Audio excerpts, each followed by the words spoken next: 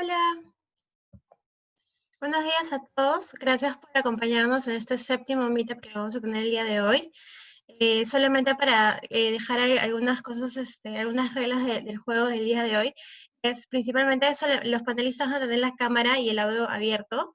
Las personas que se han inscrito, muchas gracias por inscribirse, por levantarse y acompañarnos el día de hoy, sábado en la mañana. Ustedes, si tienen alguna consulta, alguna pregunta, en la parte de abajo pueden hacerla a través del chat o a través de justo este espacio o botón que nos invita a hacer preguntas, ¿sí? Nosotros, como saben, este meetup se va a dividir en dos partes. En la primera parte tenemos a Juan Francisco del Campo, del estudio Checopar, y que también es aliado de la organización Alianza Pro Bono y nos está acompañando el día de hoy. Luego vamos a tener una parte de justo conocer un poco más el Sistema Nacional de Voluntariado a cargo del MIMP, de la mano de Ricardo Pacheco, que es consultor en justo la Dirección de Voluntariado de este ministerio. Entonces, tenemos un contenido muy bueno para ustedes, esperamos que sea de gran valor para sus organizaciones sociales. Y estamos comenzando el día de hoy. Como les comento, si tienen alguna pregunta o una consulta, vamos a tener un espacio después de cada una de las presentaciones o exposiciones, y lo pueden hacer, pueden dejar su pregunta en la parte inferior, ¿sí? Vamos a tener unos alrededor de 15 minutos después de cada exposición para poder leer todas sus preguntas y resolver todas sus dudas al respecto, ¿sí? Entonces, muchas gracias también, bienvenidos, gracias por estar acá, como siempre. Este es un poco el meetup. Estamos comenzando a las 10:05. Tenemos a estos dos invitados de lujo, somos muy contentos. Muchas gracias a ambos por participar y generar este valor a las organizaciones de la red de POA. Tenemos a Juan Francisco del Campo, como comentaba, abogado asociado al estudio Checopar, y a Ricardo Pacheco, del Ministerio de la Mujer y Poblaciones Vulnerables, que nos acompaña el día de hoy, para justo ambos, para esclarecernos un poco más sobre el tema de la formalización, la importancia de la formalización de las organizaciones de voluntariado en nuestro país, ¿sí? Ya tenemos un poco el aviso sobre Juan Francisco del Campo. Es abogado por la Pontificia Universidad Católica de Perú, asociado al área de Derecho Corporativo y M&I del estudio Checopar, asociado a Baker y McKinsey International, junto a docencia del curso Instituciones del Derecho Mercantil en la Pontificia Universidad Católica. Bueno, Juan Francisco nos comenta que tiene mucha experiencia brindando esas asesorías a personas jurídicas lucrativas y no lucrativas nacionales y extranjeras en temas de consultoría corporativa y otros relacionados a su operación y mantenimiento corporativo, organizaciones empresariales, contratos comerciales y demás operaciones vinculadas a su funcionamiento. Entonces, muchas gracias, Juan Francisco, por acompañarnos el día de hoy. A todas las organizaciones que aprovechen mucho toda la información que nos va a compartir, y si tienen una consulta o duda, como les comentaba a un inicio, pueden hacerlo en el botón de la parte inferior de la pantalla, y nosotros vamos a estar leyéndolas al finalizar la exposición de Juan Francisco. Entonces, Juan Francisco, te cedo a ti la palabra para que puedas iniciar con tu exposición. ¿Sí? Muchas gracias. En primer lugar, agradecer la invitación de la Alianza Pro Bono y de PROA para participar en esta oportunidad, pudiendo compartir con ustedes un poco de mi experiencia, ¿no? En realidad, como mencionan, yo soy asociado del estudio Checopar. El estudio Checopar, a su vez, es una firma miembro de la Alianza Pro Bono, y en realidad trabajamos muchas veces de la mano con bastantes instituciones no lucrativas. Es parte de mi especialidad, además de ver M&A y ver fusiones y adquisiciones. Y bueno, en realidad hoy día lo que vamos a discutir es la importancia de formalizar una organización social conforme a ley y qué pasos seguir para ello, ¿no? Es importante porque existen muchas organizaciones sociales en el Perú, existen muchas personas que desean, que tienen emprendimientos, y que quieren apoyar a la sociedad, cada uno desde su especialidad. Sin embargo, es importante tener también claridad sobre la importancia de hacer esto conforme a ley, ¿no? Muchas veces creemos que juntándonos entre personas es posible conseguir esos fines. Sin embargo, es importante también tener en cuenta que la legislación peruana le otorga a las organizaciones sociales un espacio, porque se reconoce la importancia que estas tienen en la sociedad, y por tanto existen los vehículos para ello, ¿no? Entonces, si vamos a la siguiente diapositiva.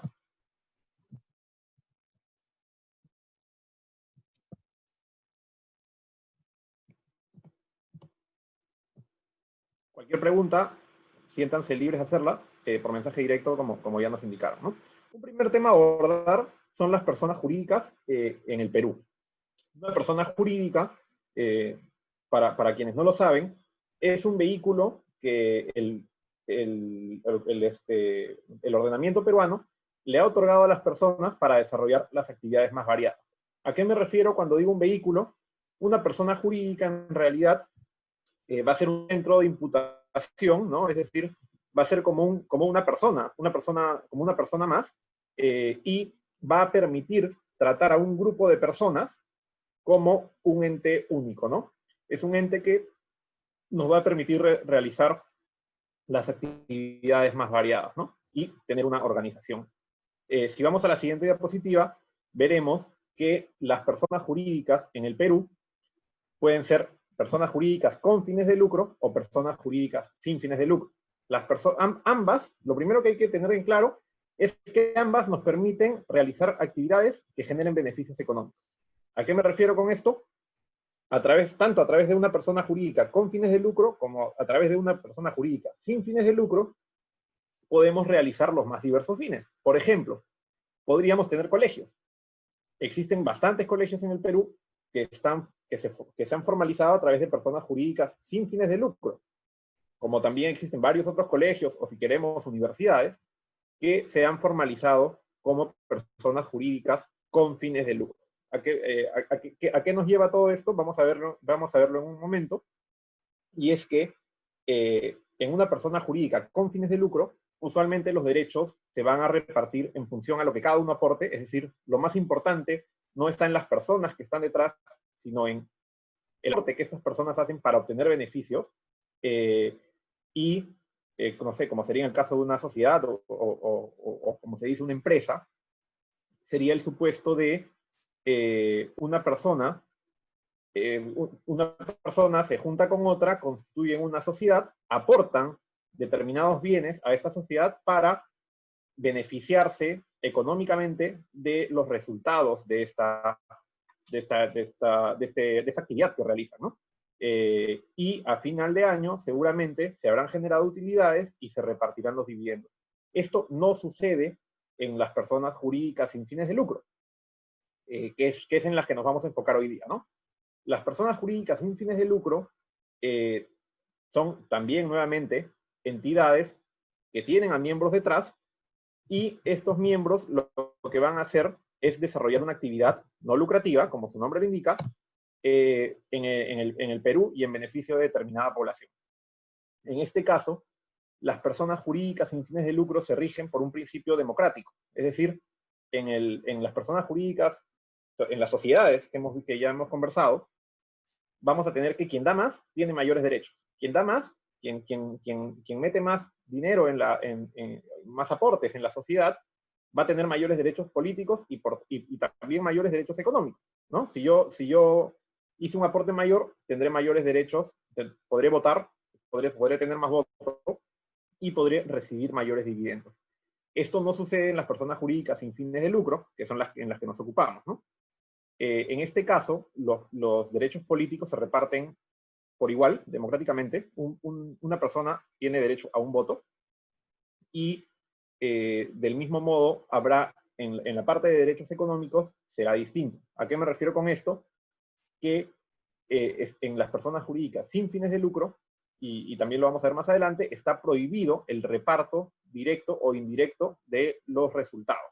Es decir, una vez que yo ingreso a formar parte de una entidad no lucrativa, lo que yo aporte, tanto lo que yo puedo aportar, como por ejemplo sería una cuota, un ejemplo muy simple es una cuota en un club social, en el club regatas o en el club del golf, en el que queramos, esa cuota no va a ser reembolsable. Es decir, todo su patrimonio se va a destinar al fin no lucrativo para el que la entidad ha sido constituido, tanto mientras esta entidad exista, como cuando esta entidad termine su existencia, es decir, se disuelva o se disuelva y deje de existir, el patrimonio estará destinado a, a una entidad de fines similares, ¿no? Es decir, se prohíbe completamente el reparto de las utilidades que se puedan distribuir. Sin embargo, lo que acá nos tiene que quedar súper claro es nuevamente que ambas entidades, tanto con o sin fines de lucro, nos permiten llegar a nos permiten realizar actividades económicas, cobrar por ello, es decir, por ejemplo, si es que PROA, que yo sé que no es el caso, pero si PROA estuviese cobrando por este webinar, no existiría ningún inconveniente con eso, porque justamente el hecho que una persona jurídica no tenga fines de lucro no significa que no pueda generar utilidades y generar ganancias, simplemente que estas ganancias, como se ve en la flecha que está a la derecha, deben ser reinvertidas en sus fines, ¿no?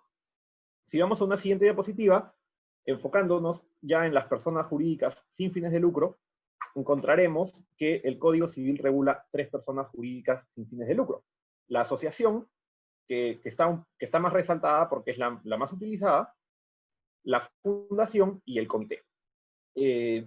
Muy brevemente, algunos puntos importantes sobre cada una de ellas. La asociación es la más utilizada en el Perú.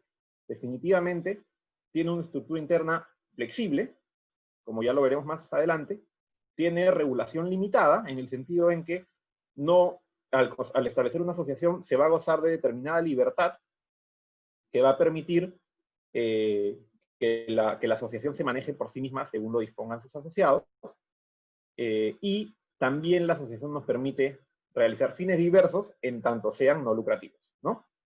Porque claramente no podrían ser lucrativos por ser una persona jurídica sin fines de lucro, ¿no? Luego está la famosa fundación.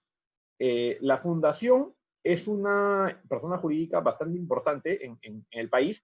Existen también fundaciones en el mundo. Sin embargo, en el Perú, una nota importante es que la fundación no es una estructura que yo recomiende usualmente, porque la asociación está destinada, bueno, para empezar está destinada a fines de interés social, ¿no? Es decir, muchas veces, por ejemplo, podría venir algún señor con algún patrimonio importante y señalar, quiero constituir una fundación para la educación de mis nietos. En el Perú eso no existe, tal vez en otros países se pueda. En el Perú no existe esto porque, nuevamente, la fundación responde a un interés social, ¿no? Por otro lado, la fundación tiene un control limitado, es decir, la fundación no es otra cosa que la afectación de un patrimonio para un fin social, de interés social en específico, ¿no? Y este interés social determina también que la fundación tenga la supervigilancia del Estado. ¿A qué nos referimos con eso? Existe una dependencia del Ministerio de Justicia, que es el Consejo de Supervigilancia de Fundaciones, o el CONSUF, y justamente lo que el CONSUF va a hacer es supervisar a las fundaciones y va a tener determinado control, con lo cual quienes constituyen la asociación van a perder un poco el control sobre el manejo de esta y su patrimonio, ¿no? Entonces, la verdad es que la fundación no es una persona jurídica que usualmente se recomiende, porque como les digo, tiene estas limitaciones, ¿no? Y finalmente, el comité, el comité se constituye para un fin específico, que debe ser un fin altruista, y en realidad el comité se diferencia de la asociación en que el comité tiene un fin de recaudación de fondos para un fin específico altruista. ¿Cuál sería el ejemplo de un comité? Por ejemplo, digamos que en el terremoto de 2007, en el que se cayó la catedral del Señor de Luren, nos hubiésemos juntado algunas personas para recaudar fondos del público, claramente, en colectas públicas, seguramente, para realizar un fin específico, ¿no? Entonces, podríamos haber elegido, optar por un comité, constituir un comité, recaudar estos fondos y ponerlos a disposición para la reconstrucción de esta catedral, ¿no? Incluso el comité puede llegar a realizar el fin específico, pero nuevamente es una persona jurídica con un fin bastante específico. Por lo tanto, sigo recomendando la figura de la asociación, ¿no? Que es en la que vamos a ahondar ahorita. Si vamos a la siguiente diapositiva, primero quisiera, antes de entrar a esto, destruir un imaginario que existe, y que no está mal, ¿no? Pero si bien es algo común que se dice usualmente, es algo que no es correcto conforme a ley. Muchas veces se dice, yo tengo una ONG, yo quiero establecer una ONG, a mí me interesa constituir una ONG. En realidad, lo primero que tenemos que señalar es que la ONG en el Perú no existe. En el Perú, lo que existe es la ONGD. ¿Qué son las ONGD? Son organizaciones no gubernamentales para el desarrollo. Y no son una persona jurídica. Es decir, el hecho de ser una ONG no quita que, que una persona jurídica no lucrativa se deba constituir conforme a cualquiera de las formas que ya hemos conversado anteriormente. Es decir, no es que yo constituya una ONG, yo constituyo una asociación, una fundación o un comité, y luego puedo registrarme como una ONG. El hecho de registrarme como una ONG no me quita la naturaleza de asociación, fundación o comité. Veámoslo como una etiqueta que se va a poner la persona jurídica en cuestión para promover actividades de desarrollo y proyectos de promoción social, ¿no? Todas las asociaciones, todas las fundaciones, o todos los comités, o todas las personas jurídicas no lucrativas, ¿tienen que registrarse como una ONG? La respuesta es no. ¿Cuáles deberán registrarse como una ONG? Deberán registrarse como una ONG aquellas que desarrollen proyectos de promoción social o que reciban financiamiento del Estado, o sea, del Estado peruano, o de alguno de los organismos bilaterales o multilaterales de los que el Perú es parte, ¿no? ¿Qué quiero decir con esto? Por ejemplo, si es que su organización realiza alguna actividad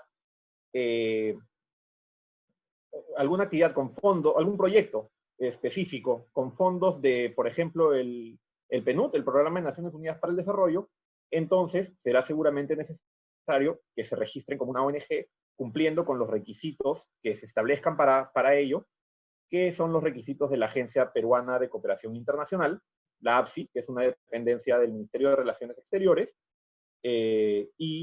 bueno, ahí presentarán las solicitudes, presentarán sus proyectos, sus fuentes de financiamiento, y la población beneficiaria, y seguramente se registrarán como una ONGD.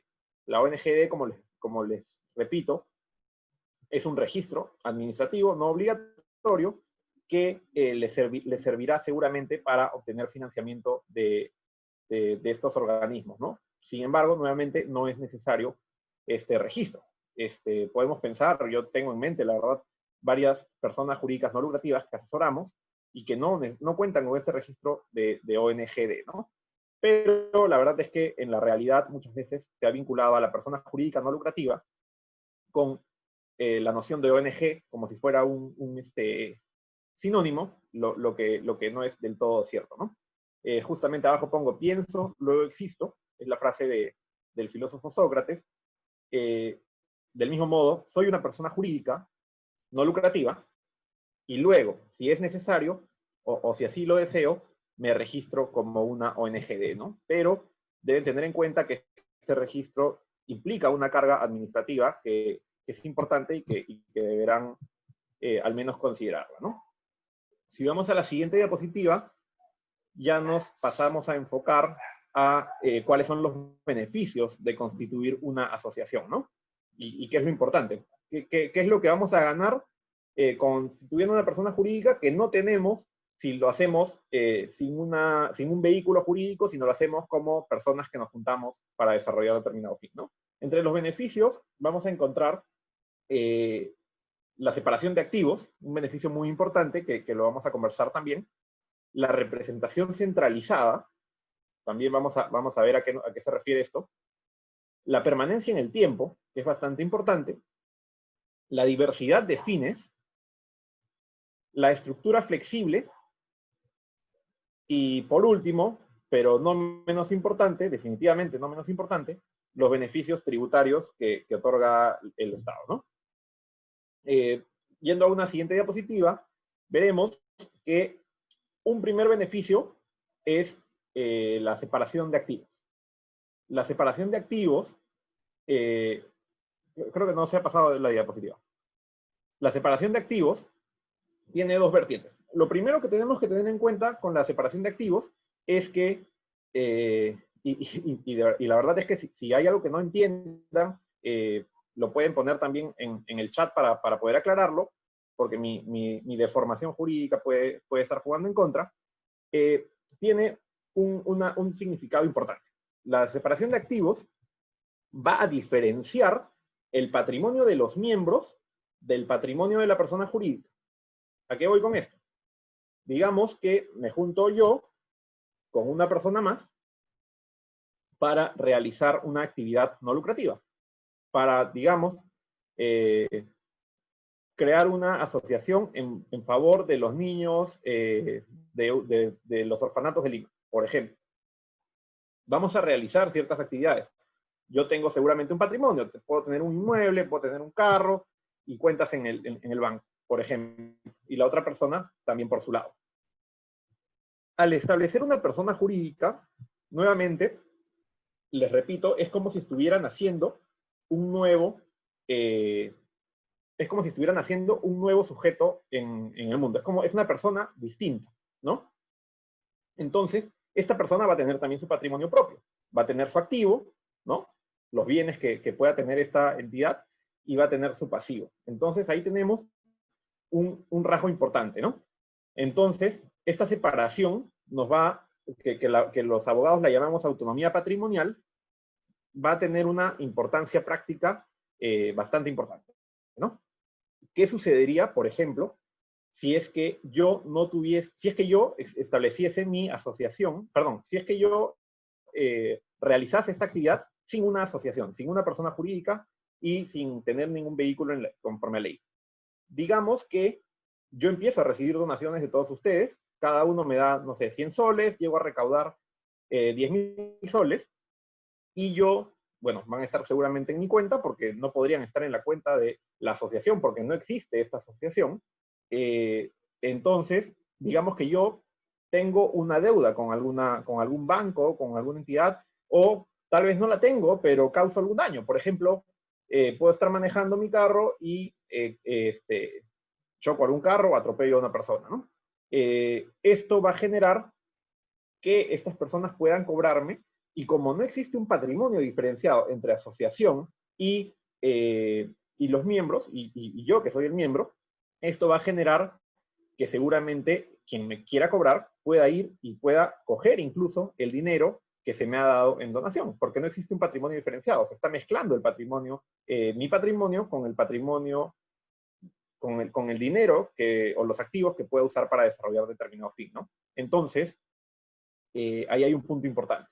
La autonomía patrimonial, que es el hecho de que existan dos patrimonios separados, permite que el patrimonio de los miembros responda únicamente a las deudas de los miembros, y que ni los miembros ni los acreedores de los miembros, o sea, ni yo, en el caso que ponía, si yo tuviese una asociación, esto va a permitir que ni yo, como asociado, ni las personas a las que yo les deba plata, puedan acceder de la asociación. Esto es importante porque va a permitir que justamente el patrimonio de la asociación se encuentre blindado, y justamente ahí vemos a un caballero con armadura, que es una imagen que representa que el patrimonio de la asociación está blindado frente a sus miembros y frente a sus acreedores. Y por otro lado, no sé si espero que eso haya quedado claro, y por otro lado, tendremos que existe, si pasamos a la siguiente diapositiva, veremos que existe responsabilidad limitada, que es la otra cara de la moneda. La responsabilidad limitada, que seguramente la deben haber escuchado porque también aplica en el caso de sociedades, determina que justamente como la asociación tiene un patrimonio, este patrimonio va a responder a los acreedores de la asociación. Y se encontrará limitado a esto, ¿no? ¿A qué me refiero con esto? Es que si digamos que la asociación tuviese una deuda con el banco, por algún préstamo que hizo para adquirir, por ejemplo, un carro para transportar a los niños de su casa a su colegio, tendremos que el banco que le hizo el préstamo a la asociación solo podrá cobrar con el patrimonio que tenga la asociación, y de ningún modo podrá afectar el patrimonio de los miembros. Es decir, nuevamente en el caso que ponían antes, si yo tuviese una asociación y esta asociación le pide un préstamo al banco, el banco va a evaluar cuál es el patrimonio de la asociación. No importa quién está atrás, podría ser yo, como podría ser una persona con mucho más patrimonio que yo, como podría ser una persona con muy poco patrimonio, menos que mío, y en realidad eso será irrelevante, porque justamente el análisis es del patrimonio de la asociación, porque nunca se va a poder cobrar a los miembros de la asociación en principio, ¿no?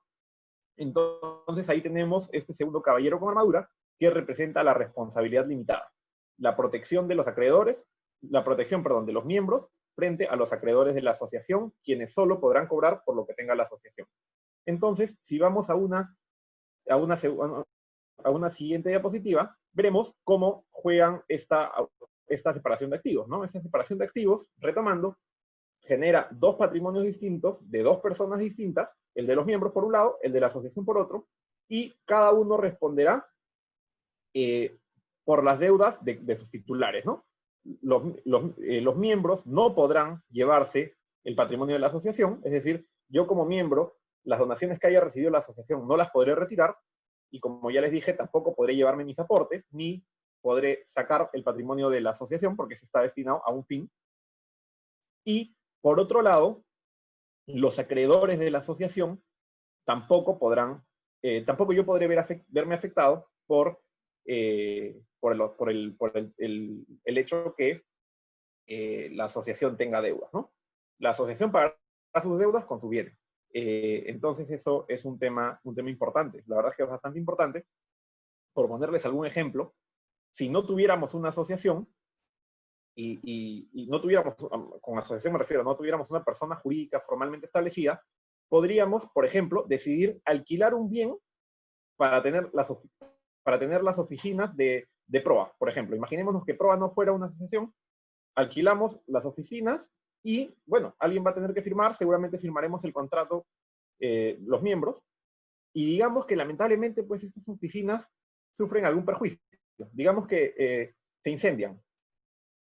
Quien responderá finalmente por esto seremos quienes hemos firmado el contrato frente al dueño del inmueble. ¿Por qué? Porque claramente no existe una asociación, no existen patrimonios diferenciados, cosa que podríamos evitar estableciendo formalmente una asociación, ¿no? En cuyo caso, y nuevamente perdonen por ser redundante, pero quiero que quede claro el concepto, es que en el caso que tuviésemos una asociación, el dueño del inmueble afectado por este incendio podrá reclamar únicamente a la asociación y dejar indemnes o libre el patrimonio de los miembros, ¿no? No tendría por qué chocar con ellos. Si vamos a una siguiente diapositiva, veremos cuáles son los beneficios de constituir una asociación en el sentido de la representación centralizada. Aquí tenemos dos escenarios. Un primer escenario es el que les comento: sin una asociación, las personas que quieren realizar cierta actividad contratando con un tercero, y vemos que se genera una telaraña de relaciones. ¿Por qué? Porque no existe un ente que sea un nexo entre estas personas y que los permita relacionarse con terceros, ¿no? Entonces, vemos que cada una de las personas, de los miembros de esta asociación, en realidad no de los miembros, sino de las personas que actúan para desarrollar determinado fin, tienen bastantes relaciones y se tendrán que relacionar cada una con cada tercero para vincularse, ¿no? Cosa que, como vemos en el cuadro de abajo, en el supuesto de abajo, se ve diferenciada en el caso de que existe una asociación. ¿Por qué? Porque la asociación, como les digo, en primer lugar ya vimos, tendrá su patrimonio, pero por otro lado, esta asociación también tendrá determinadas reglas para vincularse con otras personas. Es decir, actuará y ejercerá sus derechos a través de sus representantes. Estos representantes podrán tener algunas limitaciones y podrán establecerse reglas. Por ejemplo, podríamos decir, bueno, tenemos, digamos, a los fundadores y a otros miembros que se han venido insertando en esta asociación. vamos a establecer apoderados clase A, que son seguramente los de alta jerarquía o los líderes. Podremos tener apoderados clase B, que seguramente son los que podrán ser los que tengan un rol más administrativo, y podremos decir, ok, los clase A van a poder disponer de patrimonio de forma ilimitada. Los clase B van a poder hacerlo hasta 5.000 soles. Es decir, van a estar limitados por 5.000 soles. O podríamos decir que los clase B podrán realizar actividades, pero con la previa autorización de los clase A. Por ejemplo, ¿no? En realidad son temas legales, pero son temas legales que, bueno, finalmente se ven en el caso concreto, pero la idea que tiene que quedar clara es que tener una asociación te permite tener representantes y permite centralizar las decisiones para la disposición del patrimonio y la realización de actividades, ¿no? Si vamos a la siguiente diapositiva, veremos que otro beneficio de constituir una asociación es la permanencia en el tiempo. Esto es importante. ¿A qué me refiero con permanencia en el tiempo? Hay un principio de las personas jurídicas que se llama la fungibilidad de sus miembros. ¿Qué quiero decir con esto? Que sus miembros son fungibles. ¿Qué es fungible? ¿Qué es intercambiable? El Club Nacional, por ejemplo, es una asociación, y seguramente quienes hoy día son miembros del Club Nacional no fueron las mismas personas que lo fundaron en su momento. Es decir, quien fundó el Club Nacional por los años 1900, por ejemplo, seguramente todas estas personas ya fallecieron y no se encuentran entre nosotros, pero eso no quita que el club siga existiendo. ¿Por qué? Justamente por esto, la fungibilidad de sus miembros. Hay un inconveniente que tenemos los seres humanos que no tienen las personas jurídicas. Los seres humanos fallecemos, morimos. Y las personas jurídicas, por el contrario, permanecen en el tiempo con independencia de quienes estén detrás de ellas, ¿no? Entonces, para tener un ejemplo acá, tenemos en el año 1, todos los miembros fundadores son los hombrecitos de rojo. Si vamos a la siguiente diapositiva, veremos que en el año 2, en la diapositiva anterior, de los 5 hombrecitos de rojo que constituyeron la asociación, 2 se han salido y han entrado 2 nuevos, que son los hombrecitos azul, ¿no? En el año 3, en la siguiente diapositiva, veremos que ahora salió uno más de los rojos, salieron 2 más de los rojos, perdón, y han entrado 2 hombrecitos de verde, tenemos 2 azules y solo queda uno de los fundadores. Y tendremos en la siguiente diapositiva que en el año N ya no existe ninguno de los fundadores, toda la conformación, la estructura interna, quiénes son los miembros de la asociación han cambiado. Sin embargo, la asociación ha permanecido inmutable a través del tiempo, sigue siendo la misma, y sobre todo, más importante, el patrimonio que se ha venido construyendo sigue afectado al mismo fin, y la asociación puede desarrollar sus actividades sin perder la continuidad, ¿no? Es un beneficio, la verdad, bastante importante, porque permite garantizar que determinada iniciativa se mantenga en el tiempo a pesar de con independencia de quién se encuentre detrás de ella, ¿no? Otro de los beneficios, yendo a una siguiente diapositiva, será la diversidad de fines. Una asociación, como les digo, puede desarrollar todos los fines que ustedes imaginen, en tanto se cumpla, como les digo, con el carácter no lucrativo. ¿A qué me refiero con esto? Podemos tener asociaciones educativas, podemos tener asociaciones educativas que seguramente nos permitirán, por ejemplo, educar a niños, fundar algún colegio, fundar institutos, ¿no? Desarrollar actividades en un instituto, como por ejemplo, podría ser algún instituto que a ustedes se les ocurra que pretenda brindar servicios, ¿no? O podemos realizar actividades universitarias. La ley universitaria permite que existan universidades asociativas.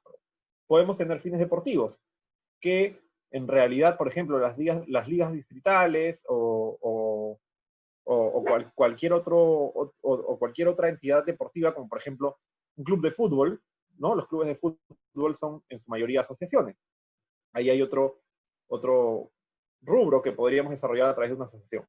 También podríamos tener actividades gremiales, actividades asistenciales, actividades culturales y en realidad los más diversos fines, en tanto estos sean no lucrativos, ¿no?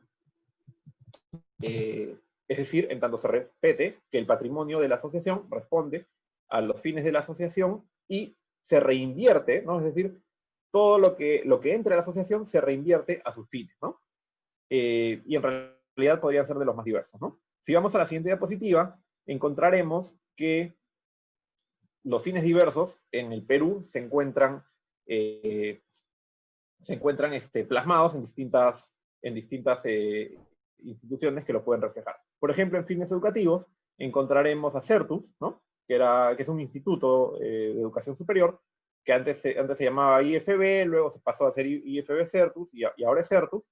Tenemos al Británico, la Asociación Cultural Peruano-Británica, y tenemos a la Universidad de San, por poner algunos ejemplos, ¿no? Sin perjuicio de que puedan existir, la verdad es que infinidad de entidades, por ejemplo, colegios, el Colegio Saco Oliveros es una asociación, y en el caso de la Universidad de San, solo hacer un paréntesis, la Universidad de San no es una asociación en sí misma, es una persona jurídica creada por ley, que es otro tema, pero la pongo ahí porque es una universidad asociativa conforme a la ley universitaria, ¿no? Entonces eso es importante. Después podemos tener fines gremiales, como APSEG, la Asociación Peruana de Empresas de Seguros, ¿no? La Asociación Automotriz del Perú, ASBank, ABDAIC, que seguramente la deben conocer, y otras más gremiales, ¿no? Que son empresarios que se juntan para proteger sus derechos, ¿no? Asistenciales, como podría ser Magia, la Asociación de Voluntarias por los Niños con Cáncer, a quienes tengo el gusto de conocer y con quienes trabajo de cerca. La verdad es que sus fines son, los fines de darle calidad de vida a niños con cáncer, son algo que aplaudo, ¿no? Cannabis Gotas de Esperanza, ¿no? Que es esta asociación que promueve el uso del cannabis medicinal. Y podremos tener también asociaciones culturales, como la Asociación Cultural Taurina del Perú, o como la Asociación Festival Granda, que es una asociación que justamente promueve la ópera, ¿no? Y podremos tener también fines sociales y deportivos, como sería el Club Regatas Lima, o cualquier club que se les pueda ocurrir, ¿no? Son asociaciones y por tanto no tienen fines de lucro, ¿no? Yendo a una siguiente diapositiva, veremos que otro de los beneficios es la estructura flexible que puede tener una asociación. Deben tener en cuenta que existe una estructura básica, que es la de una Asamblea General de Asociados y un Consejo Directivo. La Asamblea General de Asociados tiene, como su nombre lo indica, a todos los asociados, a todos los miembros de la asociación. Es el órgano supremo de la asociación, decide sobre a qué se destinan sus fines, decide sobre si la asociación continúa o no, decide quién va a ser el Consejo Directivo, y en realidad pesa sobre ellos las decisiones más importantes sobre el manejo de la entidad, ¿no? El Consejo Directivo es un órgano de gestión, un órgano ejecutivo que se va a encargar de ejecutar las decisiones de la Asamblea General de Asociados y que en realidad desarrollará fines, o sea, decidirá sobre el manejo de la asociación, pero siempre estando sujeto a la Asamblea General de Asociados, que nuevamente es el órgano supremo. Sobre esto podemos tener varias variantes, ¿no? Podemos señalar la existencia de una gerencia general. Como les digo, no es obligatorio. Los órganos obligatorios son los que ya comenté, Asamblea y Consejo, pero podremos tener una gerencia general o una dirección ejecutiva que sea quien ejecute y sea el funcionario de mayor jerarquía dentro de la estructura interna de la asociación, o podremos tener otras variantes. Por ejemplo, podríamos, en una siguiente diapositiva, podríamos tener comités especializados. Por ejemplo, el Consejo Directivo teniendo un comité de voluntarios, un comité de donaciones, un comité de colectas, un comité de fiscalización y los comités que se les ocurran, ¿no? En realidad eso, si es que fuera necesario, ¿no? Y en las dos siguientes diapositivas veremos que existe la posibilidad de tener también un comité consultivo, un comité de asesoramiento para el Consejo Directivo, y también en la siguiente diapositiva tendremos la posibilidad de tener una junta de supervisión. ¿A qué me refiero con todas estas estructuras? A lo que voy es que la regulación de la asociación nos permite que su estructura llegue hasta donde nuestra imaginación lo permita, ¿no? Son algunas estructuras que he visto, pero en realidad todo dependerá de como se dice, a gusto del cliente, ¿no? Lo que requiera la asociación para tener una organización eficiente. En una siguiente diapositiva veremos lo último, que son los beneficios tributarios. El beneficio más importante es la exoneración del impuesto a la renta, ¿no? Y un siguiente beneficio, que todavía lo veremos un poco más adelante, es el registro como perceptora de donaciones. ¿Qué es la exoneración del impuesto a la renta? Como les dije, las asociaciones realizan actividades y estas actividades generan ingresos. Estos ingresos, nuevamente, se reinvierten en los fines de la asociación, pero es importante señalar que la ley del impuesto a la renta, en su artículo 19, regula ciertas exoneraciones para las asociaciones. ¿Todas las asociaciones están exoneradas del impuesto a la renta? Es una pregunta usual. La respuesta es no.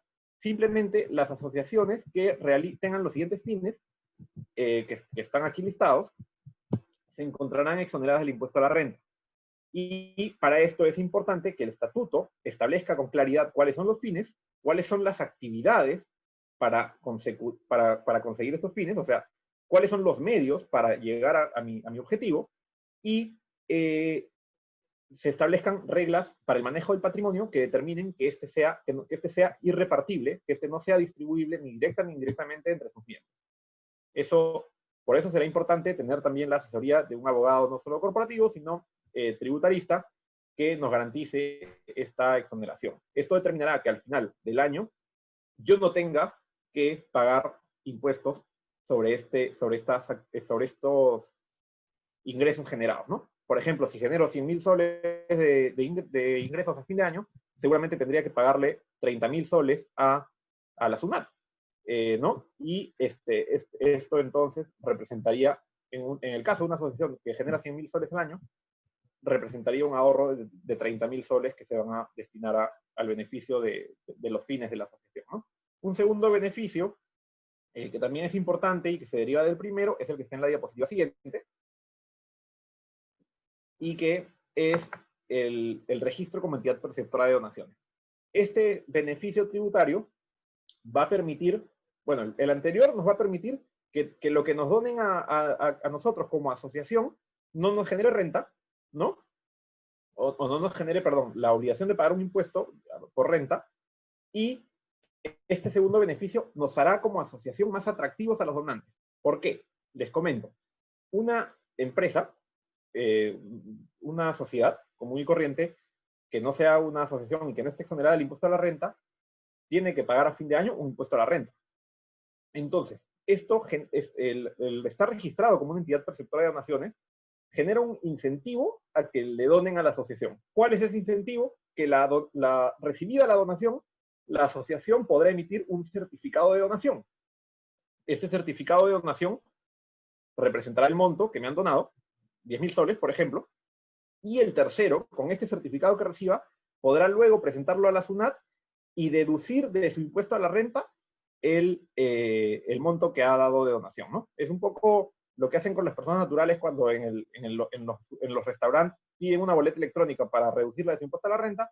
Lo mismo van a poder hacer con la asociación. Es decir, van a poder recibir este certificado y la empresa que les hizo la donación va a beneficiarse en el cálculo de su impuesto a la renta, y, por tanto, los va a hacer más atractivos. O sea, va a ser más atractiva la asociación porque todos van a querer donarles, porque con lo que le donen van a recibir beneficios tributarios, cosa que no tendrían si no estuviesen como una asociación. Y en una siguiente diapositiva, ya para ir terminando y cerrando ideas, tendremos los pasos para constituir una asociación, ¿no? Que es seguramente lo que más les interesa. Aquí un breve listado. Primero hacemos una reserva de denominación ante registros públicos, que puede demorar, la verdad es que puede demorar un día hábil, pero siendo conservadores podrían ser 3. ¿Qué hacemos con esto? Esto es opcional, pero lo que hacemos es aseguramos tener prioridad para elegir un nombre. Es decir, si yo me quiero llamar Asociación PROA, podré presentar esta solicitud de reserva de denominación para tener prioridad para posteriormente usar ese nombre, ¿no? En un segundo punto, está la apertura de los libros de la asociación. Una asociación debe tener como mínimo 3 libros. Un libro de actas de asamblea general, un libro de actas de consejo directivo y un padrón de asociados. ¿Qué es el padrón de asociados? Es el libro donde registramos quiénes son los asociados en esta asociación. Ojo, es importante esto, ¿por qué? Porque muchas veces se cree que los asociados, que cuando ingresa un asociado, tengo que registrarlo en registros públicos. Esto no es cierto. El registro de asociados es un registro privado que se lleva en el padrón de asociados. Luego de haber abierto los libros ante un notario, que va a legalizarlos, haremos el acta fundacional. ¿Qué es el acta fundacional? Nos reunimos quienes vamos a fundar la asociación, quienes vamos a ser los primeros asociados, y es importante en este punto definir quiénes van a ser asociados, porque recuerden que, como vimos al inicio, cada asociado tiene derecho a un voto, y los asociados adoptan los acuerdos más importantes de la asociación, entonces es importante definir quiénes van a tener derecho a voto, ¿no? Y por tanto, quiénes van a ser asociados. No puede existir un asociado sin voto. Podemos tener voluntarios, podemos tener muchos voluntarios, pero no necesariamente cada voluntario tiene que ser un asociado, ¿no? Estableceremos los fines de la asociación y cuáles son sus actividades, las reglas sobre su patrimonio, respetando que no debe existir reparto directo ni indirecto del patrimonio de la asociación. Definiremos su estructura interna en base a las estructuras que ya conversamos y las reglas para cada órgano. Por ejemplo, ¿cuántos miembros tendremos en el consejo directivo? Podemos tener 3, podemos tener 10, podemos tener 15, etcétera, ¿no? Y cómo se eligen, y cada cuánto tiempo se eligen, ¿no? Y reglas para la disolución. ¿Cómo va a terminar esta asociación su vida? ¿La va a terminar con un liquidador? ¿La terminarán con un conjunto de liquidadores? ¿O de cualquier forma, ¿no? Muy variada. Luego, esta acta, luego de que se realice esta acta, se firma una minuta de constitución. ¿Qué es la minuta? La minuta es la solicitud al notario de que este acuerdo que esté en un acta lo eleve a escritura pública. Esto lo eleva a escritura pública el día hábil siguiente, estamos aquí en el punto 5, y con esta escritura pública el notario formaliza el acto y lo lleva a un instrumento público. Con este instrumento público se cursan partes a registros públicos y nos vamos a la etapa de calificación. Esta puede durar entre 8 y 13 días hábiles según la ley. En mi experiencia puede ser un poco más, pueden ser hasta 22 días hábiles, que vienen a ser un mes, y luego de esto, aquí ven una I con amarillo, que es la calificación, la inscripción registral. Este es el punto más importante porque, conforme a ley, con la inscripción es que el Estado le otorga personalidad jurídica a la asociación. Es decir, con la inscripción podemos decir, ha nacido nuestro hijo, tenemos una asociación, tenemos patrimonio separado, y tenemos todos los y ya podemos gozar de todos los beneficios que he señalado anteriormente, ¿no? Luego, en el punto 7, vamos a llenar el padrón de asociados, vamos a registrar los datos de quiénes son los miembros de la asociación y quiénes, por tanto, tienen derecho a voto y conforman la asamblea. Posteriormente, yendo con la ficha de inscripción, ¿no? La inscripción está en el punto I amarillo, repito, y llevaremos esta ficha a la SUNAT y obtendremos el RUC, y luego de haber obtenido el RUC podremos solicitar los registros tributarios, que son presentando formularios, ahora se hacen incluso con todo esto que ha sucedido con el coronavirus, se hacen virtuales. Entonces nos someteremos a estos procedimientos para obtener los beneficios tributarios que ya se han señalado, ¿no? Y eso en realidad sería, ya podremos manejar nuestra asociación. Es importante la asesoría en este caso, y bueno, una vez que hayamos contado con el registro como perceptora de donaciones, podremos emitir estos certificados y seguramente las empresas nos buscarán para hacernos donaciones, ¿no? Y que se destinarán a nuestros fines finalmente. Hay una última diapositiva que es sobre algunas preguntas frecuentes. Creo que las podemos pasar porque vamos a dar un tiempo para preguntas. Les dejo ahí mi contacto por si es que tuvieran cualquier consulta. Siéntanse cómodos de escribirme. Y alguna información relevante, la Alianza Pro Bono, de la que el estudio de Chacopar forma parte, ha creado, conjuntamente con los miembros de la Alianza Pro Bono, el Manual de Fortalecimiento Institucional de Asociaciones, cuyo link está ahí. Y por otro lado, yo, como asociado del estudio y con alguna sociedad del estudio también, hemos sacado algunos artículos que están ahí, que hablan sobre el funcionamiento de las organizaciones no lucrativas en el marco del COVID, uno publicado en gestión y otro en enfoque de derecho, para que los puedan ver, ¿no? Sobre todo recomendable el manual de la Alianza Pro Bono, porque contiene bastante y más de lo que se ha dicho en esta presentación. Doy espacio para las preguntas. Muchas gracias, Juan. Ha estado muy buena la presentación. Muchas gracias por todo lo que nos has compartido. Creo que has esclarecido un montón de dudas que teníamos, dudas que inclusive yo tenía hace mucho tiempo. Y hoy día hemos tenido varias respuestas. Y hay 4 preguntas que para ti, ¿sí? Te las leo y nos das una respuesta, por favor.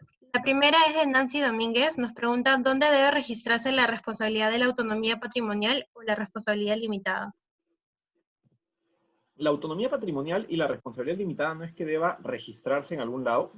En realidad es más que un registro, es una característica de la persona jurídica. ¿A qué me refiero con esto? Por ejemplo, yo como persona tengo diversas características, ¿no? En la misma forma, la autonomía patrimonial o la responsabilidad limitada no es que deban registrarse, sino que son inherentes a la personalidad jurídica de la asociación.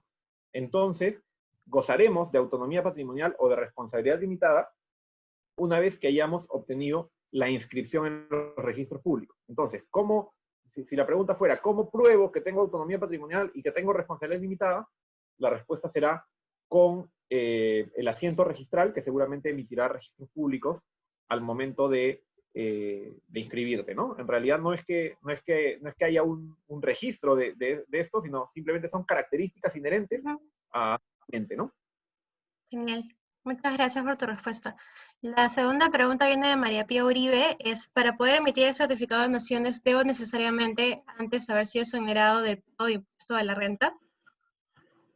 Es una pregunta interesante y la respuesta es rápida. En realidad sí es necesario contar antes con el registro de entidades perceptoras de entidades exoneradas del impuesto a la renta, y únicamente luego de haber obtenido el registro como entidad exonerada del impuesto a la renta, podré optar por el registro de entidad perceptora de donaciones para poder también emitir estos certificados de donaciones, ¿no?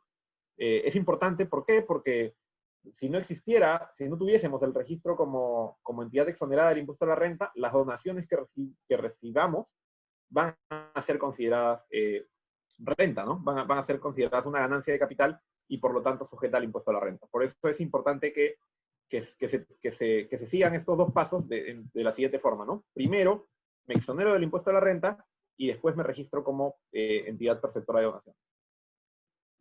Bueno, muchas gracias, Juan. La siguiente pregunta de María Pía es, si soy una asociación que no ha sido declarada perceptora de donaciones, ¿significa que no puedo recibir donaciones o emitir certificados? Creo que la pregunta fue contestada. Sí, coméntanos. Sí, o sea, el hecho que yo no sea perceptora de donaciones, pero sea exonerada del impuesto a la renta, ¿puedo emitir certificados? La respuesta es no. No se pueden emitir estos certificados porque no tendríamos una autorización para la emisión de estos certificados, ¿no? Mal haríamos emitiendo certificados por eso, ¿no? Y ¿puedo recibir donaciones? En realidad sí se pueden recibir donaciones. De hecho, cualquier persona jurídica puede recibir donaciones. Yo podría donar hoy día al estudio Checopar, que es una sociedad, una SRL, perdón, que es una sociedad. Podría yo hacerle una donación, sino que seguramente lo que sucederá es que el estudio Checopar va a tener que pagar renta y además no me va a emitir el certificado, no me va a poder emitir un certificado, ¿no? En el caso de una asociación, seguramente esa donación no le va a generar renta, pero tampoco, porque está exonerada del impuesto a la renta, pero no va a poder brindar un certificado, ¿no? Sobre los certificados, un punto importante que tal vez no mencioné, es que los certificados pueden emitirse a favor de personas naturales, ¿no? O sea, a favor de algún empresario que, por ejemplo, de su patrimonio decida dar cierto dinero, como a favor de personas jurídicas, ¿no? Perfecto, muchas gracias. Nos consultan si actualmente está funcionando el registro público. Es una buena pregunta. El registro público estuvo paralizado por mucho tiempo, desde que inició la cuarentena el 16 de marzo, pero actualmente está funcionando, sí, está funcionando, está funcionando de forma limitada. pero para lo que nos preocupa en este caso, que es la constitución de una asociación, el registro está funcionando, seguramente, al menos el de Lima, ¿no? En provincias el tema está un poco más lento, pero sí están funcionando, y de hecho los notarios tienen los sistemas de interconexión con registros públicos para enviar la constitución de una asociación a calificar e inscribir, ¿no? Por ese lado no hay un problema. La siguiente pregunta de Carolina Quintanilla es: si constituyo una organización y esta no está escrita en SUNAT, ¿puedo escribirme como organización ONGD? La respuesta sería que no, porque cuando nos vamos al registro de ONGD, lo que nos va a solicitar la Agencia Peruana de Cooperación Internacional es que les brindemos el RUC, que no lo vamos a tener si es que no estamos constituidos, ¿no? Porque SUNAT te va a pedir, SUNAT te va a pedir para tener RUC, están inscritos y acreditar a tus representantes, y en el registro de ONGD lo que se va a ver es que cuáles son los fines que esta entidad tiene, ¿no? Cuáles son los fines que tiene la entidad, y si es que no estamos organizados, no estamos constituidos, la verdad es que el tema se va a hacer un poco cuesta arriba, ¿no?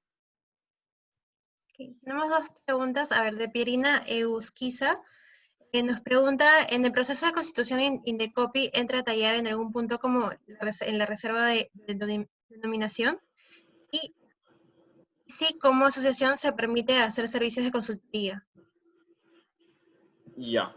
A ver, el primer tema sería la respuesta sobre la denominación Indecopi. Ahí, en primer lugar, hay que marcar dos matices. Uno es que la denominación es distinta de la marca. La marca o el signo distintivo se rige por las normas de Indecopi, pero no tiene esto nada que ver con la denominación. La denominación es el nombre que tiene la persona jurídica y es el nombre que finalmente se inscribe en los registros públicos, ¿no? Pero el tema de la marca, del signo distintivo, es un tema distinto. Ahí sí entra a tallar Indecopi y ahí sí se registra ante Indecopi. Te recomiendo que puedas revisar el manual de la Alianza Pro Bono. En el manual de la Alianza Pro Bono, a partir de su página 40, habla sobre la propiedad intelectual de las asociaciones, y la verdad es que es bastante interactivo al respecto y podría ayudar a ahondar más al respecto, ¿no? Pero un primer acercamiento sería el que he señalado. Genial. Perdón, y tenía y lo de la más. consultoría, servicios de consultoría. Sí, sí, y los servicios de consultoría sí pueden ser dados por las asociaciones, con eso no hay problema. ¿Pueden cobrar por la consultoría? También pueden cobrar por la consultoría. Lo que es importante es tener en cuenta que todo lo que se ingrese a la asociación tendrá que ser reinvertido a sus fines, ¿no?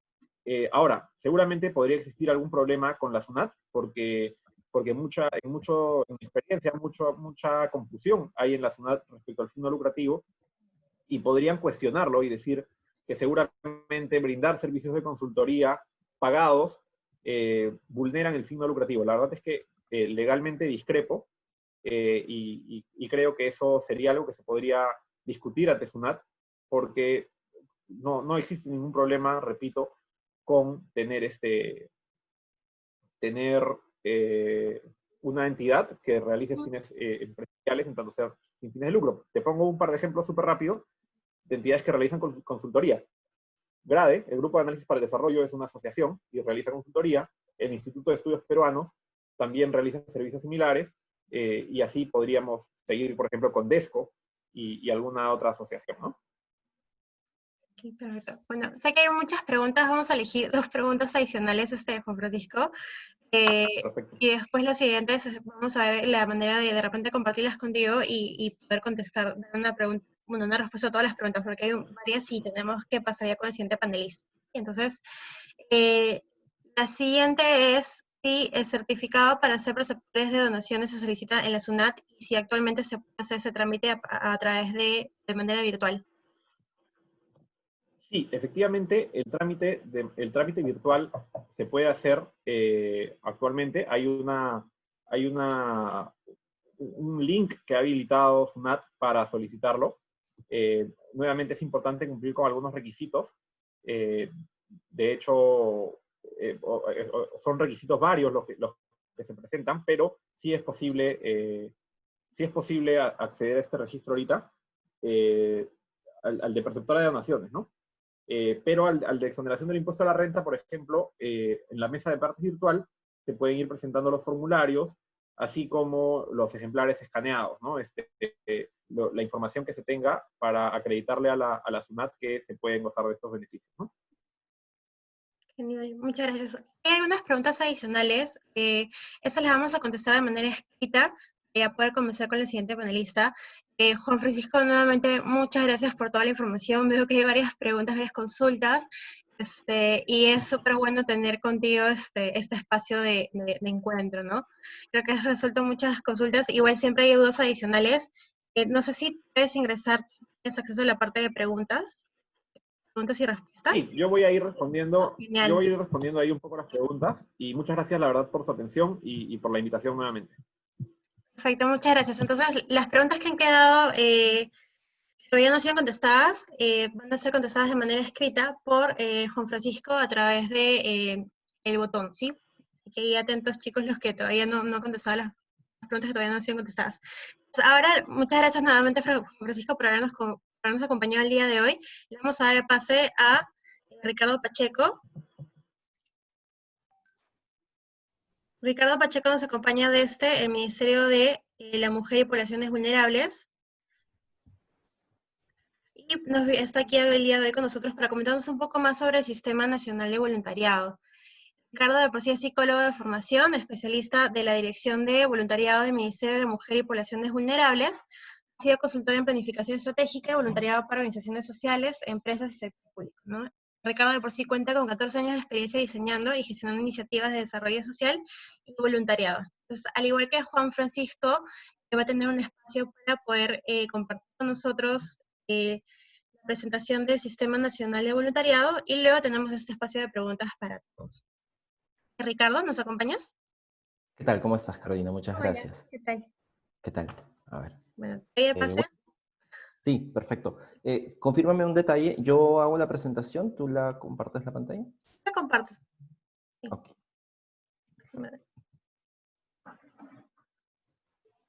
Listo. Bueno, primero agradecerles el espacio para poder compartir un poco sobre información de la Ley General de Voluntariado y el Sistema Nacional de Voluntariado y qué es lo que esto implica. Bueno, saludar a todas las organizaciones que están conectadas y felicitarla. La presentación de Juan Francisco fue bastante,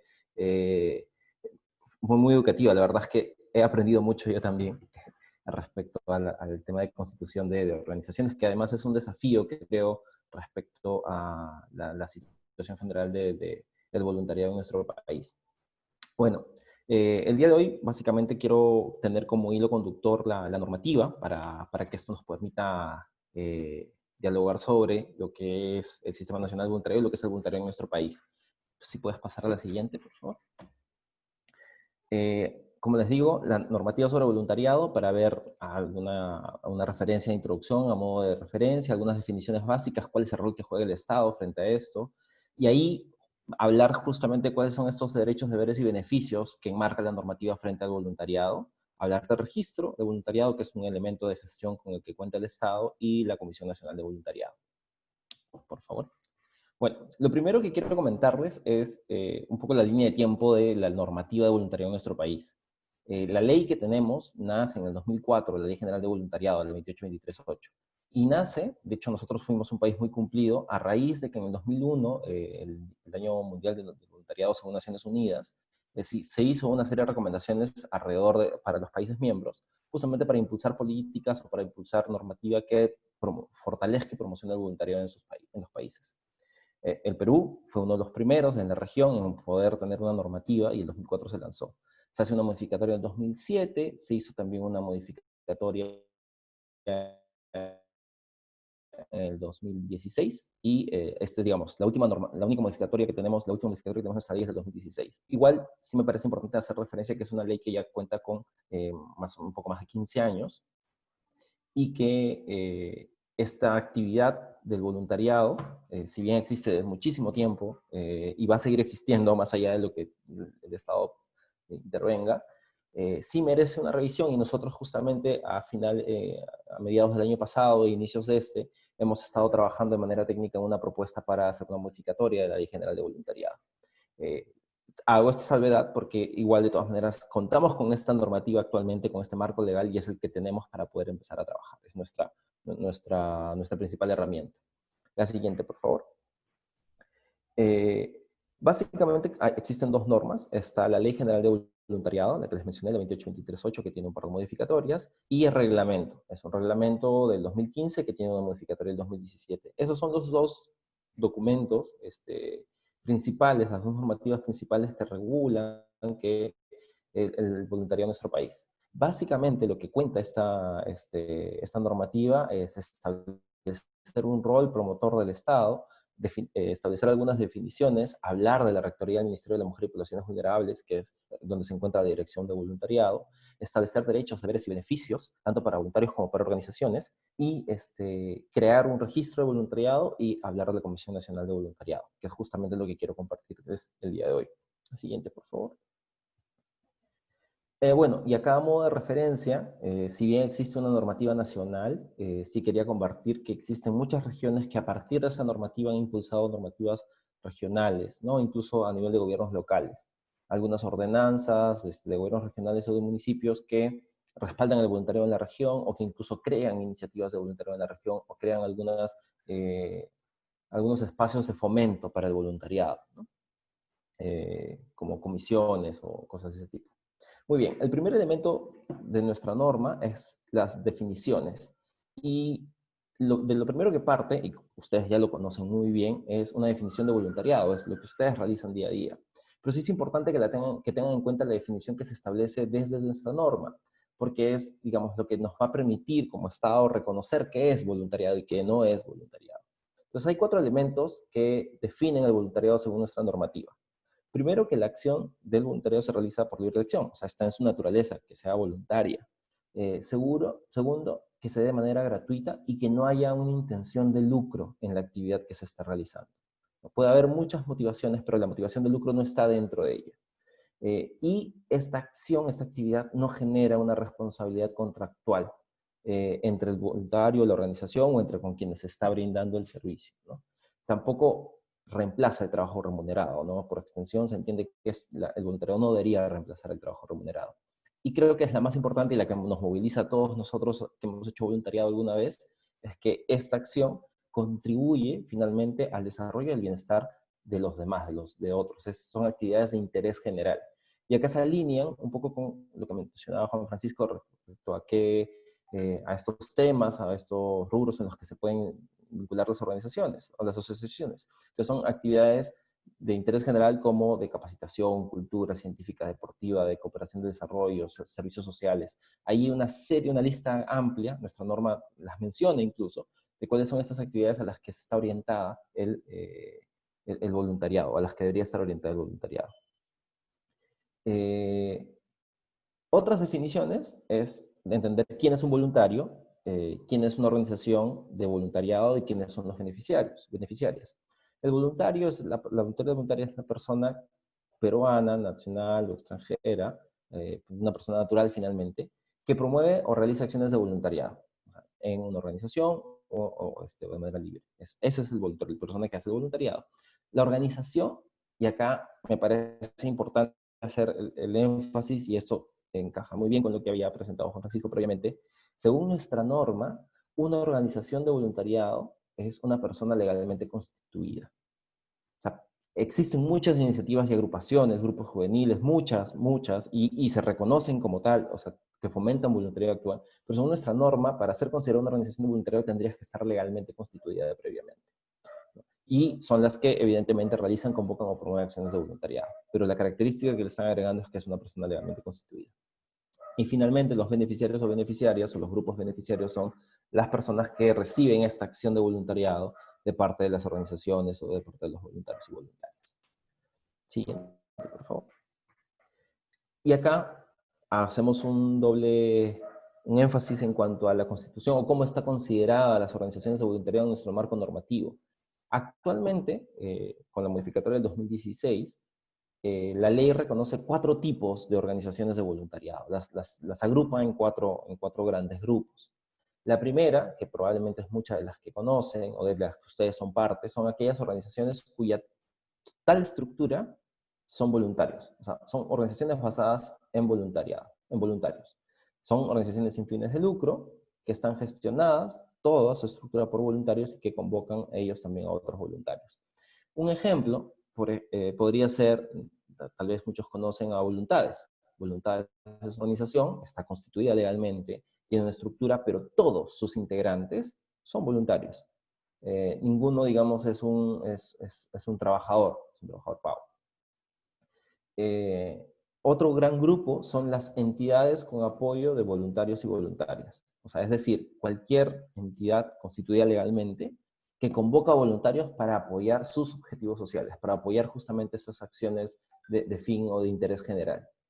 Y acá entra la gran mayoría, en realidad, ¿no? Podemos hablar de todas las organizaciones no gubernamentales, todas las asociaciones que podrían constituirse, acá podrían estar, porque una asociación puede tener una estructura, tendría una estructura, ¿no? Tendría, Francisco dio algunos ejemplos, ¿no?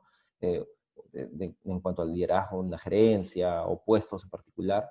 Entonces, esta estructura probablemente sea paga o sea una estructura de funcionamiento de la propia organización. Pero esta organización también puede convocar voluntarios para justamente lograr sus objetivos sociales. Y acá hago el hincapié porque la idea es convocar voluntarios. La característica del voluntariado es justamente que esté orientada al interés general, no a interés particular. Entonces, puedes convocar voluntarios como una organización para apoyar estos objetivos sociales y tiene que estar declarado, ¿no? Cuáles son estos objetivos sociales o estas actividades de interés general. Y acá pues entra la mayor cantidad de las organizaciones que convocan y gestionan voluntariado. También reconoce otro grupo, que son las agencias de voluntariado, que serían aquellas que articulan voluntarios con organizaciones, ¿no? Articulan la participación de voluntarios.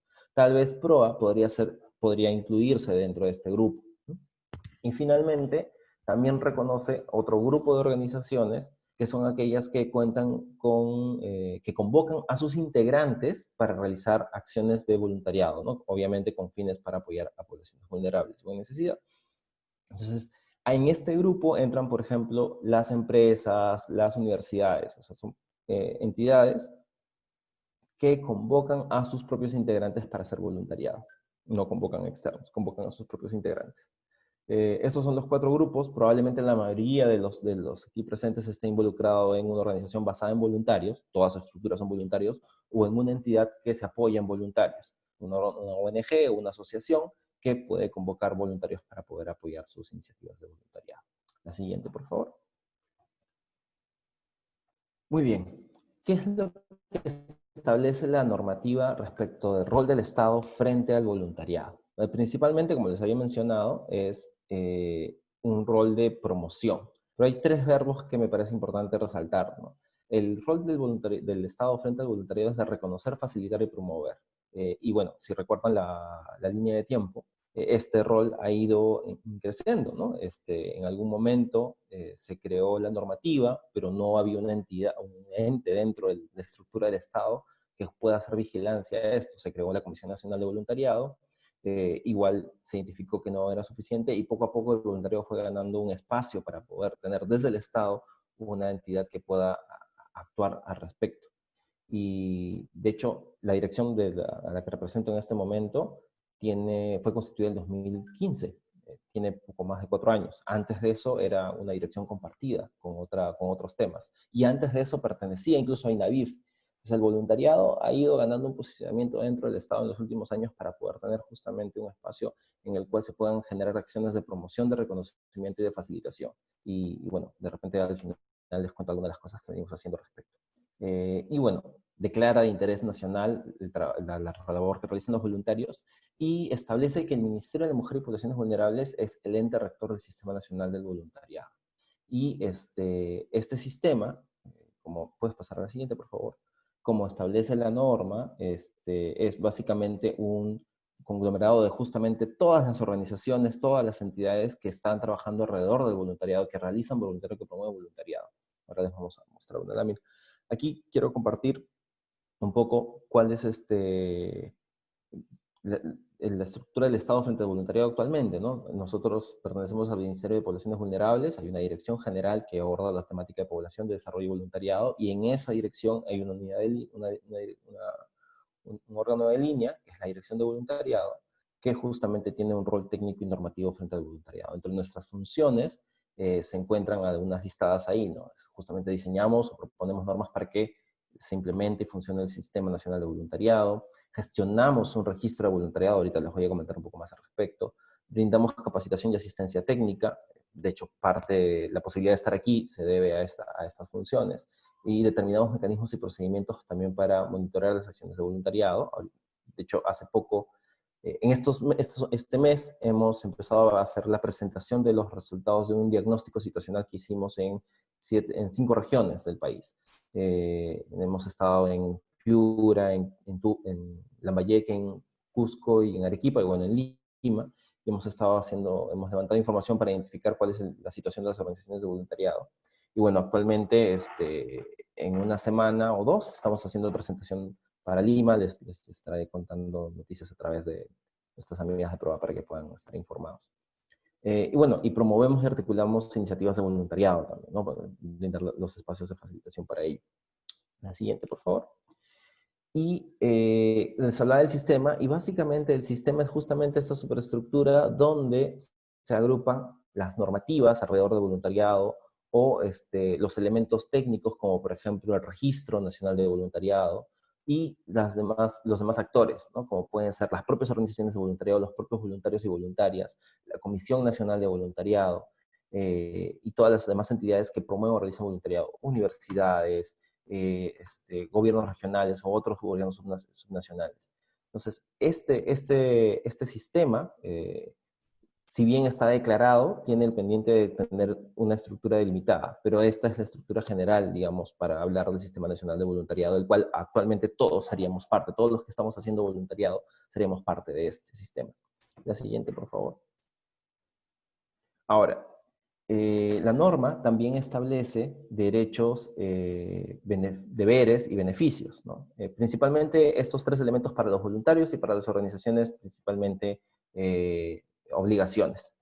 Entonces, hablando de voluntarios, un vistazo rápido de los derechos y de los deberes están totalmente vinculados con la acción del voluntariado. O sea, los voluntarios tienen derecho a ser capacitados, a ser identificados y a ser certificados por la actividad de voluntariado que han hecho, a contar con la seguridad para la actividad que van a realizar, o con las condiciones necesarias y las facilidades para que puedan hacer la actividad de voluntariado. Eso está, digamos, en línea con lo que se necesita para hacer un voluntariado. Y en nuestra práctica lo hacemos así. De hecho, la norma trata de rescatar justamente cómo es que se realiza el voluntariado en la práctica, ¿no? Necesitas capacitar a los voluntarios antes de que vayan a hacer la actividad. Entonces, eso es parte de los derechos que como organización tendríamos que cumplirle hacia los voluntarios. Igual los voluntarios tienen un nivel de compromiso a nivel de deberes que tienen que ver con que accedan a respetar derechos de las personas con las que van a interactuar. Además, rescatando que estamos hablando de interacción con población en situación de vulnerabilidad, entonces también habría ahí que destacar ese reconocimiento de derechos del otro, ¿no? Participar en los espacios de capacitación, guardar confidencialidad sobre la información que van a recibir, y usar y cuidar los distintivos o bienes que se les vaya a entregar. Entonces, esto a manera de resumen. Y en el caso de los beneficios, aquí sí me parece importante hacer la aclaración. Los beneficios están pensados no para los voluntarios en general, sino es una forma de reconocer al voluntariado de manera sostenida. Entonces, los derechos y los deberes están reconocidos, digamos, para todos los voluntarios y voluntarias, pero los beneficios establecen una serie de condiciones, la norma, para poder acceder a ellos. Y el principal es que se cuente con más de 180 jornadas de voluntariado realizadas. Y ahorita les voy a aclarar cómo es que se acumulan estas jornadas. Y los beneficios, los que están actualmente establecidos en la norma, son 2. Un puntaje adicional en programas de vivienda social que sean promovidos por el Ministerio de Vivienda, Construcción y Saneamiento, Sin embargo, no tenemos información hasta el momento de que estos puntajes estén considerados en los programas de vivienda actualmente. Y el otro beneficio es acceder a puntaje adicional en algunos procesos de becas que establezca Pronavec. Entonces, Pronavec emite un programa algún proceso de acceso a becas, y dentro de esas condiciones puede considerar como un elemento ser voluntario certificado, con más de 180 jornadas, y eso le permitiría acceder a puntaje adicional, que no es lo mismo que acceder a la beca. Es una aclaración importante. Entonces, cuando estamos hablando de estas 180 jornadas, a lo que hacemos referencia es principalmente a algunos elementos. Me voy a adelantar a algunas de las cosas que vamos a hablar, pero una jornada, según nuestra norma, es un espacio de 3 horas de voluntariado en un día calendario. Es lo que establece nuestra norma. Entonces, ¿qué es lo que se busca? Que un voluntario tenga una serie de certificaciones de parte de las organizaciones de voluntariado en donde ha estado, que le permitan reflejar que ha cumplido más de 180 jornadas, para que el Ministerio de la Mujer y Poblaciones Vulnerables pueda certificar que este voluntario cumple con las condiciones para acceder al beneficio. Entonces, la idea es que los voluntarios y voluntarias, a lo largo de su experiencia como tales, puedan ir acumulando y recabando estos certificados que les permitan demostrar que cumplen 180 jornadas de voluntariado, más de 180 jornadas de voluntariado. Y acá viene el detalle, adelantándome nuevamente. ¿Cómo hace el MIN para validar que esto sea así? Pues usa el registro de voluntariado como un elemento. Entonces, los voluntarios deben estar inscritos en el registro de voluntariado para poder acceder a esta posibilidad de reconocimiento. Y las organizaciones donde hacen voluntariado también tienen que estar inscritos en el registro para poder, para que sus constancias puedan ser válidas al momento de acumular jornadas. La siguiente, por favor. Y acá viene el rol de las organizaciones. A las organizaciones se les establece una serie de obligaciones de acuerdo a la normativa. La mayoría nuevamente vinculadas al ejercicio propio de la actividad de voluntariado, ¿no? Se les pide, por ejemplo, que se determine de manera explícita cuáles son los derechos, los deberes y principios y la forma en la que este voluntario o voluntaria se relaciona con la organización. Entonces, o sea, es decir, cómo es que entra como voluntario y cómo es que sale de voluntario, cómo es que deja de ser voluntario o voluntaria de la organización. Y estos elementos pueden ser establecidos, deja la libertad, no dice qué documento, pero solo pide que la organización cuente de manera explícita con esto. Entonces puede ser un programa, puede ser un plan, puede ser un manual, pueden ser una serie de elementos que permitan tener claridad sobre cómo es que el voluntario se vincula con la organización. Les pide también a las organizaciones que tengan un programa de capacitación para los voluntarios y voluntarias que van a ser parte de esta organización. También es una obligación contar con un registro de altas y bajas, o sea, es decir, una base de datos de voluntarios, saber quién es tu voluntario actualmente, cuánto tiempo lo fue y cuándo deja de serlo. Porque además este registro, la idea es que se pueda compartir con el Ministerio de Mujer y Poblaciones Vulnerables para hacer un monitoreo de cuántos voluntarios se están movilizando a nivel nacional.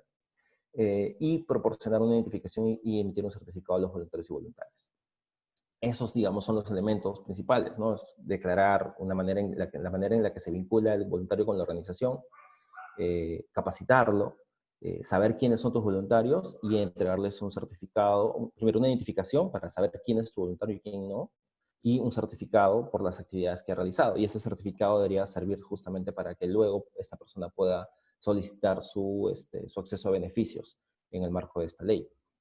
Igual aquí me detengo y abro un punto que es otro elemento que desde nuestra norma establece como obligación para las organizaciones, que es el costear los gastos derivados de seguros para enfermedades, accidentes o fallecimiento del voluntario en caso se dé esta actividad dentro o a consecuencia de la actividad de voluntariado. O sea, lo que la norma establece, y es explícita, me parece que es el artículo 13, inciso B, C, del reglamento, es que las organizaciones deben costear los gastos derivados de los seguros que cubran enfermedades, accidentes o fallecimientos de los voluntarios, siempre que se haya producido esto dentro del marco de la actividad de voluntariado.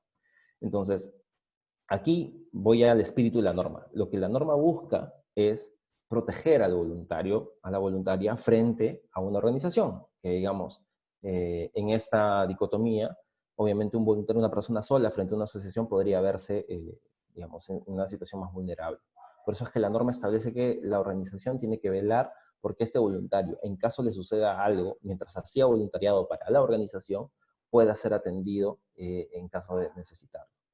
Aquí hay muchos elementos. Si bien la norma establece el costear, igual lo podemos conversar con Francisco y muchos más abogados. Ahí hay una serie de interpretaciones y vacíos que merecerían un gran análisis. Pero para ir a lo práctico y para ir, digamos, al espíritu de la norma, lo que busca es asegurar que ese voluntario, esa voluntaria, sea atendido y no quede, digamos, desvalido frente a una situación en la que merite atención médica. Entonces, la primera recomendación es asegurarse que los voluntarios cuenten con seguro. Si ya tienen un seguro, tal vez no hace falta contratarle uno nuevo o promover que este voluntario acceda a un seguro. Además, hace poco ha salido la normativa de aseguramiento universal. Entonces, las posibilidades de acceso a un seguro podrían ser mucho más amplias. Pero el rol de la organización sí está en asegurarse, digamos, valga la redundancia, de que se activen esos seguros. O sea, si el voluntario tuvo algún incidente mientras hacía voluntariado, lo que se le pide a la organización es que no lo desproteja, que la organización pueda activar los mecanismos para que pueda este voluntario acceder a la protección de salud que amerita. Y para esto, una recomendación, y también es una obligación establecida en el artículo 3A de la ley, es que las organizaciones cuenten con protocolos, que establezcan un protocolo de qué hacer frente a situaciones como esta. Y para ello, pues, por ejemplo, tener los datos de contacto en emergencia, saber cuál es el seguro con el que cuenta el voluntario, cómo es que se activa, quién tiene que activarlo. Entonces, una serie de elementos que sí es importante tenerlos en cuenta. La siguiente, por favor. Y en cuanto a los beneficiarios, bueno, también la norma hace una referencia a cuáles son sus derechos y deberes. Obviamente están todas alrededor del respeto de los derechos fundamentales de las personas a las que se van a involucrar. Que tengan un nivel de participación activo en las acciones donde ellos van a involucrarse, evidentemente. Y también tienen un rol de información respecto al voluntario que va a participar con ellos, ¿no? De brindar información o alguna datos de vital importancia para que la actividad de voluntariado se desempeñe sin inconveniente. La siguiente, por favor. Y acá, digamos, hemos visto los elementos generales de la norma y les hablaba de registro de voluntariado como un elemento de gestión con el que cuenta la dirección y el ministerio en general para poder hablar de voluntariado. Y aquí les hago un doble clic sobre el registro. Y básicamente es un instrumento que está creado por la norma que le permite al Estado reconocer quién es un voluntario o una voluntaria y quién es una organización de voluntariado. Obviamente esto en línea con la normativa. Entonces, ya hemos visto las definiciones de voluntario. Un voluntario o una voluntaria es la persona natural que realiza voluntariado. Y una organización de voluntariado es esta persona constituida legalmente, una persona jurídica constituida legalmente que también promueve o realiza acciones de voluntariado. Entonces, aquí, el primer elemento, para poder acceder a este registro, hay que constituirse legalmente, hay que ser una entidad constituida legalmente. Y de esta manera, lo primero que sucede es que eres reconocido como una organización que hace voluntariado, ¿no? Entonces, nosotros contamos con el registro para identificar todos estos voluntarios, voluntarias y organizaciones, pero además les permite ser una base de datos inmediata para poder canalizar iniciativas para promover, facilitar o articular voluntariado. Pero creo que principalmente, de cara a la normativa actual, uno de los elementos que permite ser parte del registro es, primero, que los voluntarios que sean parte de tu organización van a poder acumular jornadas para acceder a beneficios. Porque ese es uno de los requisitos, ¿no? Para poder yo juntar mis 180 jornadas, mis más de 180 jornadas de voluntariado, tengo que estar inscrito en una organización, tengo que hacer voluntariado en una organización inscrita. Entonces, si ustedes están inscritos como organización de voluntariado, permitirían que todas las actividades que sus voluntarios y voluntarias hagan podrían ir acumulándose. Y también eso podría ser, además, una forma muy atractiva para poder invitar a más voluntarios y voluntarias a ser parte de las actividades. Y además permite que sean una lista, una base de organizaciones que estarían priorizadas al momento de identificar oportunidades de articulación o de actividades de voluntariado para poder promoverlas desde el Estado. Esto es el registro, pensando en cara a las organizaciones. Y el proceso no es complejo. Pasas por favor al siguiente. Básicamente se necesitan llenar un formulario. Es un formulario que se puede hacer virtual. De hecho, hemos asegurado que justamente frente a esta coyuntura tan particular podamos contar con el servicio de manera virtual a través de una plataforma, que es justamente la que aparece ahí, ¿no? Sinabol. Si la buscan, si la googlean así la encuentran, igual pueden dar la dirección que está ahí. Esta plataforma, que ahorita les voy a mostrar un poco más, permite acceder a registro en línea. Y el registro es básicamente llenar un formulario. Con ese formulario te van a dar unas credenciales para que puedas acceder como un usuario. Y una vez accediendo como usuario, se cargan requisitos. ¿Qué requisitos le piden a las organizaciones? Básicamente, dos. Bueno, el formulario que ya está subido, ese no cuenta como requisito, sino el otro requisito es un resumen ejecutivo, es un documento, hay un formato, está formateado ahí también, que son 4 o 5 párrafos, donde explica qué tipo de acciones de voluntariado realiza la organización, ¿no? Es básicamente un resumen ejecutivo de por qué esta organización de voluntariado está buscando ser inscrita como organización de voluntariado. Y el otro es la lista de voluntarios. Es una lista muy sencilla, nominal, donde permite identificar que esta organización cuenta con voluntarios para poder saber que realmente está accediendo al registro porque es una organización de voluntariado. Entonces, estos dos requisitos más el formulario es lo único que se necesita para estar inscrito. Obviamente hay que cumplir digamos, con las características de una organización de voluntariado. Estar inscrita legalmente, tener personería jurídica, y que las acciones de voluntariado estén obviamente orientadas a temas de interés general y bien común, que es lo que establece nuestra norma y es además lo que nos motiva. Eso es el procedimiento para inscribirse en el registro. Ahí está la página, están los links, la presentación se la va a compartir, igual mi correo lo dejo al final por si tienen alguna duda al respecto. La siguiente, por favor. Y bueno, para hablar un poquito más de esa plataforma que les mencioné, ¿no?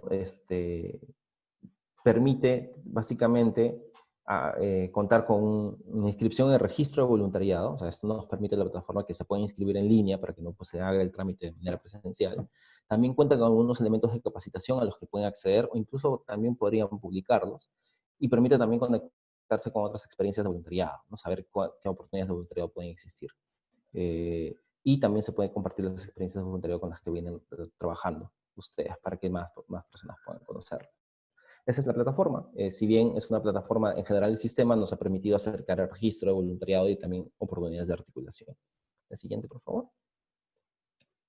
Y bueno, y el último elemento del que quería destacar es la Comisión Nacional de Voluntariado, que es un órgano no colegiado, ¿no? Conformado por diversos sectores y por la sociedad civil, que se convierte en un elemento técnico superior para poder evaluar los temas de voluntariado a nivel nacional. Está conformado por nuestro Ministerio de Mujer y Poblaciones Vulnerables, que preside el Ministerio de Salud, el Ministerio de Educación, el INDECI, como Instituto Nacional de Defensa Civil, el Cuerpo General de Bomberos Voluntarios del Perú, y Cruz Roja, desde la sociedad civil. Ellos tienen por ley, a ellos les está asignado un espacio en esta mesa, y también se les asigna un espacio a un representante de organizaciones de voluntariado.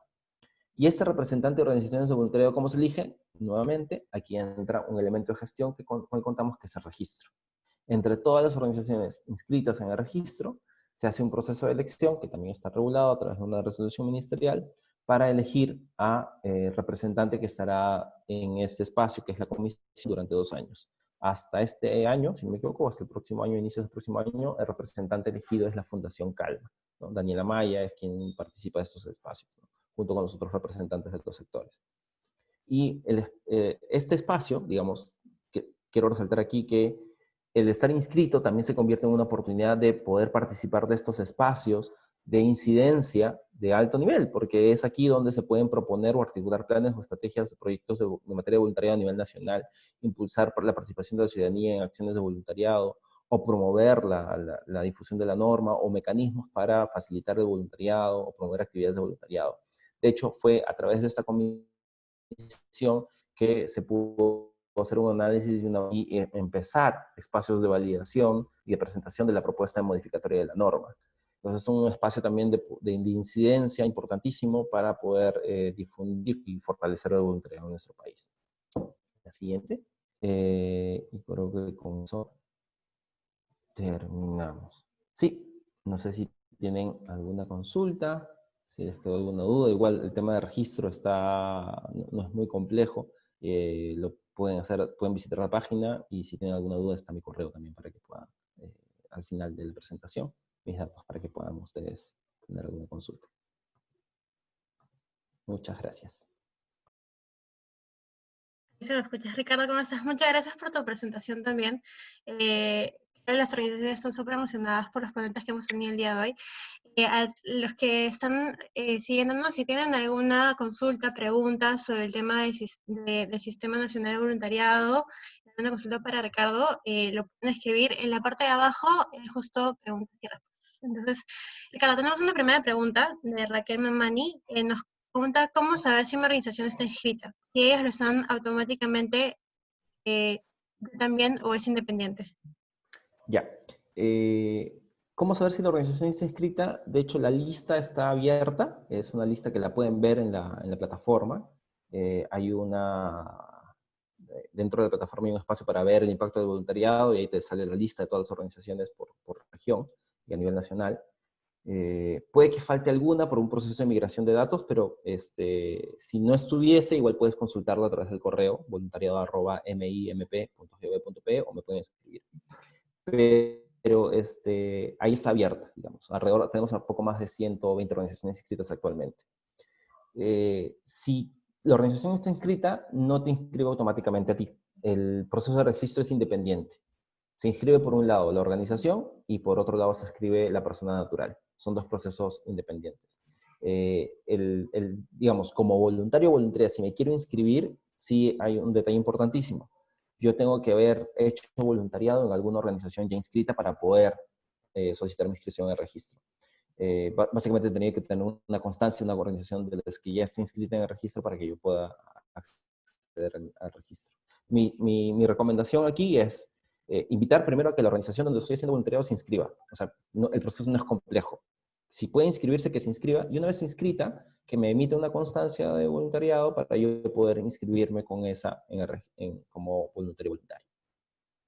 Perfecto. Muchas gracias, Ricardo. La siguiente pregunta es, justo para revisar los requisitos de inscripciones, si para estar registrados en el CINAVOL, necesariamente tienen que ser una asociación inscrita en registros. Sí, lo establece la norma, ni siquiera lo está regulado por nuestro lado, ¿no? Desde la ley establece que una organización de voluntariado es una persona jurídica constituida legalmente. Entonces, desde ahí ya nos establece el parámetro que tienes que estar constituido legalmente para poder acceder al registro. Perfecto. Bueno, ahí han tenido el paso a paso de Juan Francisco para poder registrar las organizaciones. Y ahí también tienen el manual que nos ha comentado sobre la Alianza Pro Bono, para que puedan constituirse como asociaciones sin fines de lucro, ¿no? La siguiente pregunta de Martín Curo es, ¿una organización de voluntariado de capacitación podría funcionar a través del autofinanciamiento de los beneficiarios? Es decir, tipo, algún alquiler de local o materiales, solo gastos de ese tipo, dado que los voluntarios no cobramos. Lo consultamos porque se mencionaba que fuera gratis. Claro, lo que establece la norma es que lo que hace el voluntario, o la actividad que hace el voluntario o la voluntaria, no busque un fin lucrativo, o sea, que sea gratuito, que no le paguen por hacer eso. Entonces, si esas características cumple la actividad, y tiene además, o sea, son 4 características, ¿no? Libre, nadie te obliga a hacerlo, que no tenga este fin lucrativo, que no genere responsabilidades, y que sobre todo, creo que este es el principal elemento diferenciador, que el objetivo de esta acción sea el bienestar general o bien común. Si es particular, si es un bienestar particular, un beneficio particular, probablemente no estamos hablando de voluntariado. Entonces, si estás brindando capacitación pagada, habría que ver cuáles son los elementos de esta capacitación pagada. ¿Quiénes son los beneficiarios por esta capacitación? ¿Cuánto están pagando para acceder a la capacitación o por otros elementos? Probablemente ahí ya tendríamos que descartar de la idea que es voluntariado. Habría que ver cuáles son los elementos. O de repente es un aporte de los beneficiarios, no directamente por la capacitación, sino por los elementos. Entonces, habría que identificar bien a qué va, ¿no? Mi recomendación es que no haya un vínculo directo, en todo caso, entre la actividad y un cobro, porque si no ahí estaríamos demostrando que el fin de la actividad es lucrativo. O sea, al final estás cobrando por hacer eso. Creo que eso es importante, ver la manera como estructuras eso. O sea, si tienes que generar digamos, algunos recursos para cubrir algunos elementos, tendría que estar declarado de tal manera que no confunda con que estás cobrando por la actividad. Genial. Una siguiente pregunta, y eso es un tema que lo hemos visto varias veces en los grupos de organizaciones, es sobre los voluntarios internacionales, ¿no? Jessica Sánchez nos pregunta si su organización, su organización cuenta mayoritariamente con voluntarios internacionales, y nos pregunta cuáles son los beneficios de registro a este caso, si las organizaciones registradas pueden acceder a emitir visas de voluntariado, y si tienen un convenio, si el MIM tiene un convenio con migraciones. Actualmente la norma de migraciones, o sea, que permite las visas, digamos, en temas de voluntariado y cooperación internacional, es de carácter exclusivo de relaciones exteriores. Y establece ciertas condiciones para estos voluntarios y no lo vincula con nuestro registro. De hecho, básicamente solo se asignan visas de cooperación para voluntarios expertos, que son estas personas que se demuestra que necesitamos su aporte en el país porque no contamos con esa expertise en el nuestro, y cuya permanencia es superior a 6 meses. Si no me equivoco, podría equivocarme, pero digamos, las características de ese acceso a visas es de ese tipo. Porque recuerden que la regulación de la migración lo tiene Relaciones Exteriores, no se determina. Este es un tema que es recurrente, sí tenemos la consulta y tenemos pendiente la manera de abordar y ver cómo brindar alternativas, ¿no? Porque sabemos que hay muchas personas que vienen al país a hacer voluntariado y que no coinciden con estas características del voluntario experto. Sin embargo, la normativa actual establece solo las autorizaciones y las visas de voluntariado de cooperación internacional para estos casos específicos y no para cualquier otro tipo de voluntariado. Hay un pendiente ahí para trabajar y definitivamente lo podemos abordar. Sin embargo, sí aclaro que cualquier otro voluntario extranjero puede inscribirse en nuestro registro si demuestra que está haciendo voluntariado, si tiene, como les digo, una constancia de voluntariado de una organización ya inscrita. Justo nos comenta que también se pueden emitir visas de voluntariado para voluntarios generales, no solamente expertos, pero que no todas las organizaciones pueden emitirlas o pueden acceder a este beneficio, por decirlo así. Lo que sucede es que quien emite, digamos, esos permisos es Relaciones Exteriores. Y trabajan a través de una norma que exclusivamente establece cuáles son las características, y las características que mencionas son de esos dos tipos, ¿no? Y quienes solicitan, digamos, esa visa de voluntario experto o de voluntario de cooperación, me parece que hay otro de asistencia humanitaria. Puede hacerlo la organización, pero a través de Relaciones Exteriores, no a través del Ministerio de Mujer. Perfecto, gracias. Otra pregunta es, ¿por qué en estos momentos es importante apoyarse en el voluntariado, no se ha realizado convocatorias por parte del MIM? Y creo que ahí es importante también ver el rol, ¿no, del MIM. Sí, gracias, Caro. Creo que ahí es importante diferenciar, digamos, desde nuestra dirección, que es una unidad orgánica de carácter técnico y normativo. Nosotros tenemos funciones de facilitación, promoción y de carácter normativo. No tenemos un rol gestor de voluntariado directamente. O sea, nosotros como MIM, desde nuestra dirección, no tenemos voluntarios directamente. Sin embargo, el MIM sí tiene otros espacios donde ellos sí gestionan voluntarios, por ejemplo, el programa Aurora, el Programa Nacional contra la Violencia Familiar, Sexual y Familiar. Entonces, ellos sí cuentan de hecho, tienen un componente comunitario importantísimo de participación ciudadana, considerados voluntarios. Hace poco generaron una normativa interna para poder gestionarlos, en cual nosotros apoyamos. El otro programa INAVIF, ¿no?, que maneja centros de atención residencial para niños, niñas, adolescentes y adultos mayores o personas con discapacidad.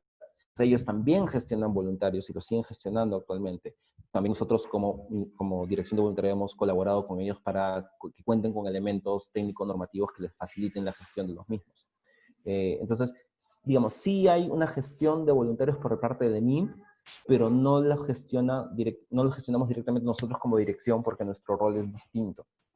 Y de todas maneras sí hemos participado, por ejemplo, en otros espacios de convocatoria a nivel Estado, como por ejemplo en los Juegos Panamericanos y en los que está el Proyecto Especial Bicentenario, convocando a los voluntarios para las diferentes acciones. De hecho, hace poco tuvieron una gran iniciativa.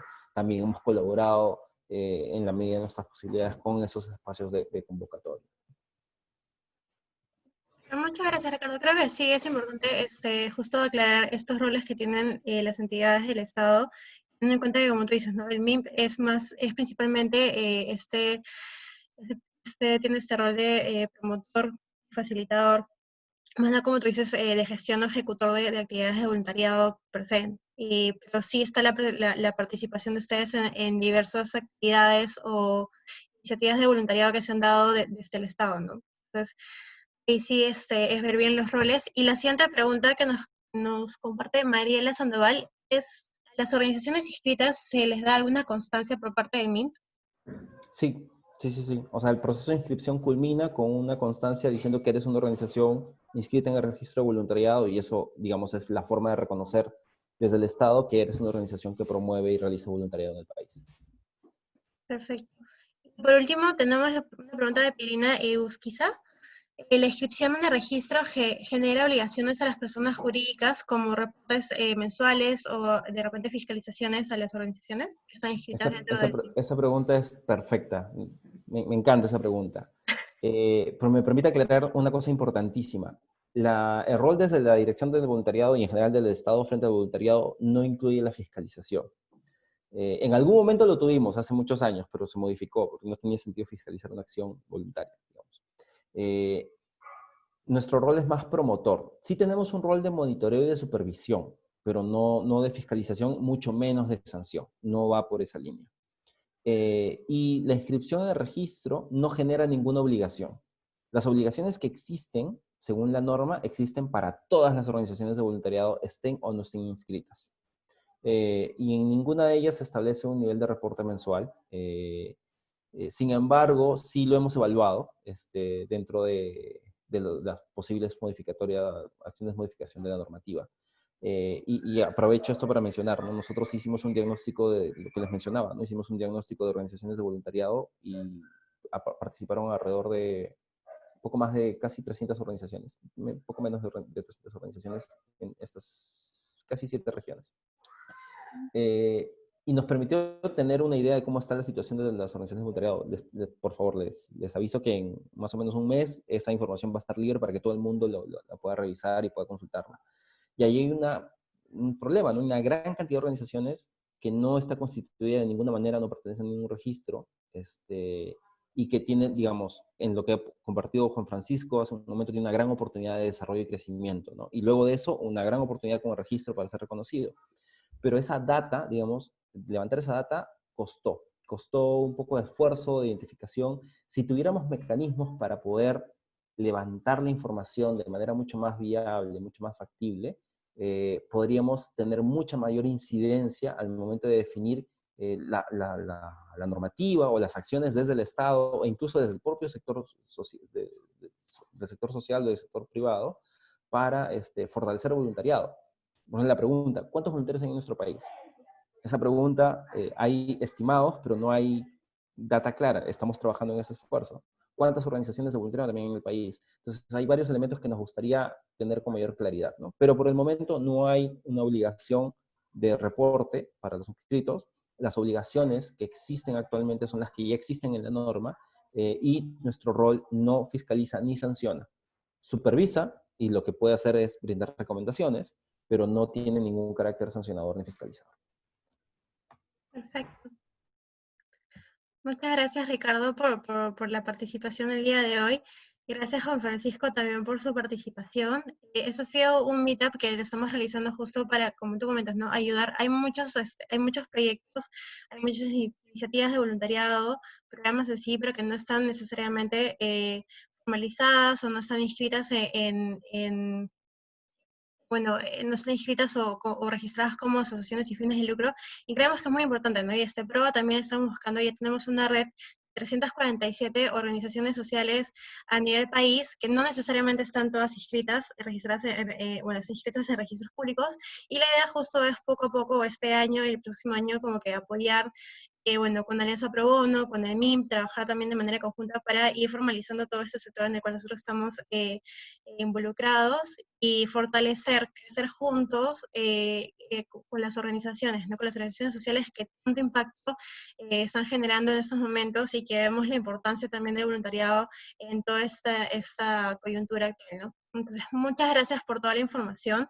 A todos los que han participado el día de hoy, que nos han estado escribiendo por WhatsApp y por diferentes lugares, vamos a compartir el contenido que se ha mostrado el día de hoy. No hay ningún problema, no se preocupen. Vamos a enviar un correo con el certificado de participación de este Meetup y las presentaciones que se han compartido el día de hoy en el Meetup también. No se preocupen por eso. Les vamos a enviar también una encuesta de satisfacción para que nos digan, para que nos dejen sus comentarios. Les pediríamos, por favor, que también pongan otras temáticas, otros temas que les gustaría a ustedes poder revisar o encontrar en estos meetups, en estos encuentros que tenemos de manera trimestral, para poder también ya ir invitando a nuevas personas, nuevos ponentes, panelistas para los siguientes meetups que tenemos este año. No sé si Juan Francisco, Ricardo, tienen algunas palabras finales para toda la red de PROA. Bueno, tal vez yo empiezo. Estuvo muy interesante lo que estuvo comentando Ricardo. Creo que tienen que tomar en consideración todo esto. En realidad, las formalidades, si bien siempre son complicadas, los beneficios que generan, como por ahí respondía alguna pregunta sobre los costos de formalizarse, si bien tienen ciertos costos, como ven, los beneficios pueden resultar mucho mayores. La verdad, ha sido un gusto compartir el panel contigo, Ricardo. Espero podamos en algún momento también trabajar juntos. Y la verdad, muchas gracias. No se olviden de remitirse al manual de la Alianza Pro Bono, porque contiene, la verdad, bastantes respuestas a las preguntas que ustedes puedan tener, ¿no? Por ejemplo, están los beneficios de registrarse como una ONGD y las formas de hacerlo, ¿no? Que también responde un poco a los requisitos de visado para miembros para voluntarios de entidades no lucrativas, ¿no? Les he dejado mi correo, así que cualquier consulta podemos también estar en contacto por ahí, y siempre un gusto trabajar con la Alianza Pro Bono y con PROA, y con mucho interés de seguir apoyándolo. Sí, muchas gracias, Juan Francisco. Como dices, ahí también hay muchas oportunidades para trabajar de manera conjunta entre PROA y Alianza Pro Bono y poder justo fomentar o impulsar esta formalización de las iniciativas, programas, proyectos, agrupaciones juveniles, todo el ecosistema de organizaciones de voluntariado. ¿Todo? Sí, bueno, lo primero es agradecerles el espacio y felicitar esta forma de justamente fomentar y fortalecer las organizaciones. De hecho, esta iniciativa PROA me parece excelente y con mucho gusto participamos. Agradecer a Juan Francisco nuevamente la información. Realmente lo que le decía, yo sigo un poco el trabajo de Alianza Pro Bono, me parece espectacular y sí, definitivamente nos gustaría ver de qué manera trabajar juntos. El manual me parece muy útil, revísenlo. Acérquense también a la plataforma del Ministerio, del SINABOL, para que puedan ver su inscripción de registro. Y como mensaje para las organizaciones, vean, o sea, digamos, mi reflexión es que se identifiquen en qué etapa están como organización. Las organizaciones no nacen de frente a ser constituidas legalmente, digamos. O sea, puede parecerles en este momento un dolor de cabeza, pero sí piensen que es parte de un proceso. Y si como organización juvenil o como grupo de voluntarios inicialmente esto no les suena, no lo descarten. Vayan creciendo como organización, vayan planteando nuevos retos y van a ver más adelante. Y las que están ya ahorita dudándolo, están viéndolo, anímense. Realmente genera una gran posibilidad de crecimiento para generar alianzas, para firmar convenios, no solo los beneficios tributarios. O sea, hay una gran posibilidad de alcance teniendo esta posibilidad, esta formalización de alguna manera. Ya, muchos éxitos a todos y bueno, a seguir trabajando a pesar de las circunstancias. Un abrazo y gracias. Gracias, Ricardo. Qué importante lo que dices de también identificar y conocer nosotros con el equipo fundador o con el comité directivo, el hecho de en qué etapa estamos nosotros como organización, cuál es nuestra visión de futuro, cuál es nuestra visión de sí, para poder tomar esa decisión. Si de repente ya estamos en el momento de formalizarnos, o si de recién estamos creciendo o estamos identificando cuáles van a ser nuestras actividades, cómo nos vamos a desenvolver nosotros dentro de este ecosistema, ir tomando decisiones y acciones al respecto, ¿no? Muy importante lo que dices de también hacer este diagnóstico interno de cómo estamos en casa, por decirlo así, de manera interna, para poder tomar esa decisión si damos el paso de formalizarnos o si necesitamos todavía de repente mayor experiencia o mayores contactos, diferentes aspectos que podamos tener en consideración antes de formalizarnos. Entonces, nuevamente a todas las organizaciones que han participado el día de hoy, muchas gracias, le vamos a compartir todo el material que hemos visto, también los links con los libros del manual de Alianza Pro Bono, y bueno, dejamos los contactos también de Juan Francisco y de Ricardo por si tienen una consulta adicional, lo vamos a enviar por un correo, y también compartirlo por los grupos que nosotros tenemos. Comentarles que este webinar lo hemos compartido de manera en Facebook, como un live, entonces igual si desean compartir esto con sus equipos, el video o el live en sí con los miembros de sus equipos, no hay ningún problema. Bueno, agradecerles nuevamente por estar acá, le vamos a enviar la encuesta de satisfacción, llénenla por favor, y bueno, estamos comunicándonos con ustedes también para todas las demás cosas, demás webinars, talleres, programas, cursos que estamos lanzando como COA para seguir fortaleciendo el ecosistema de organizaciones sociales. Entonces, muchas gracias a todos por su participación el día de hoy, y que tengan un buen fin de semana. Gracias.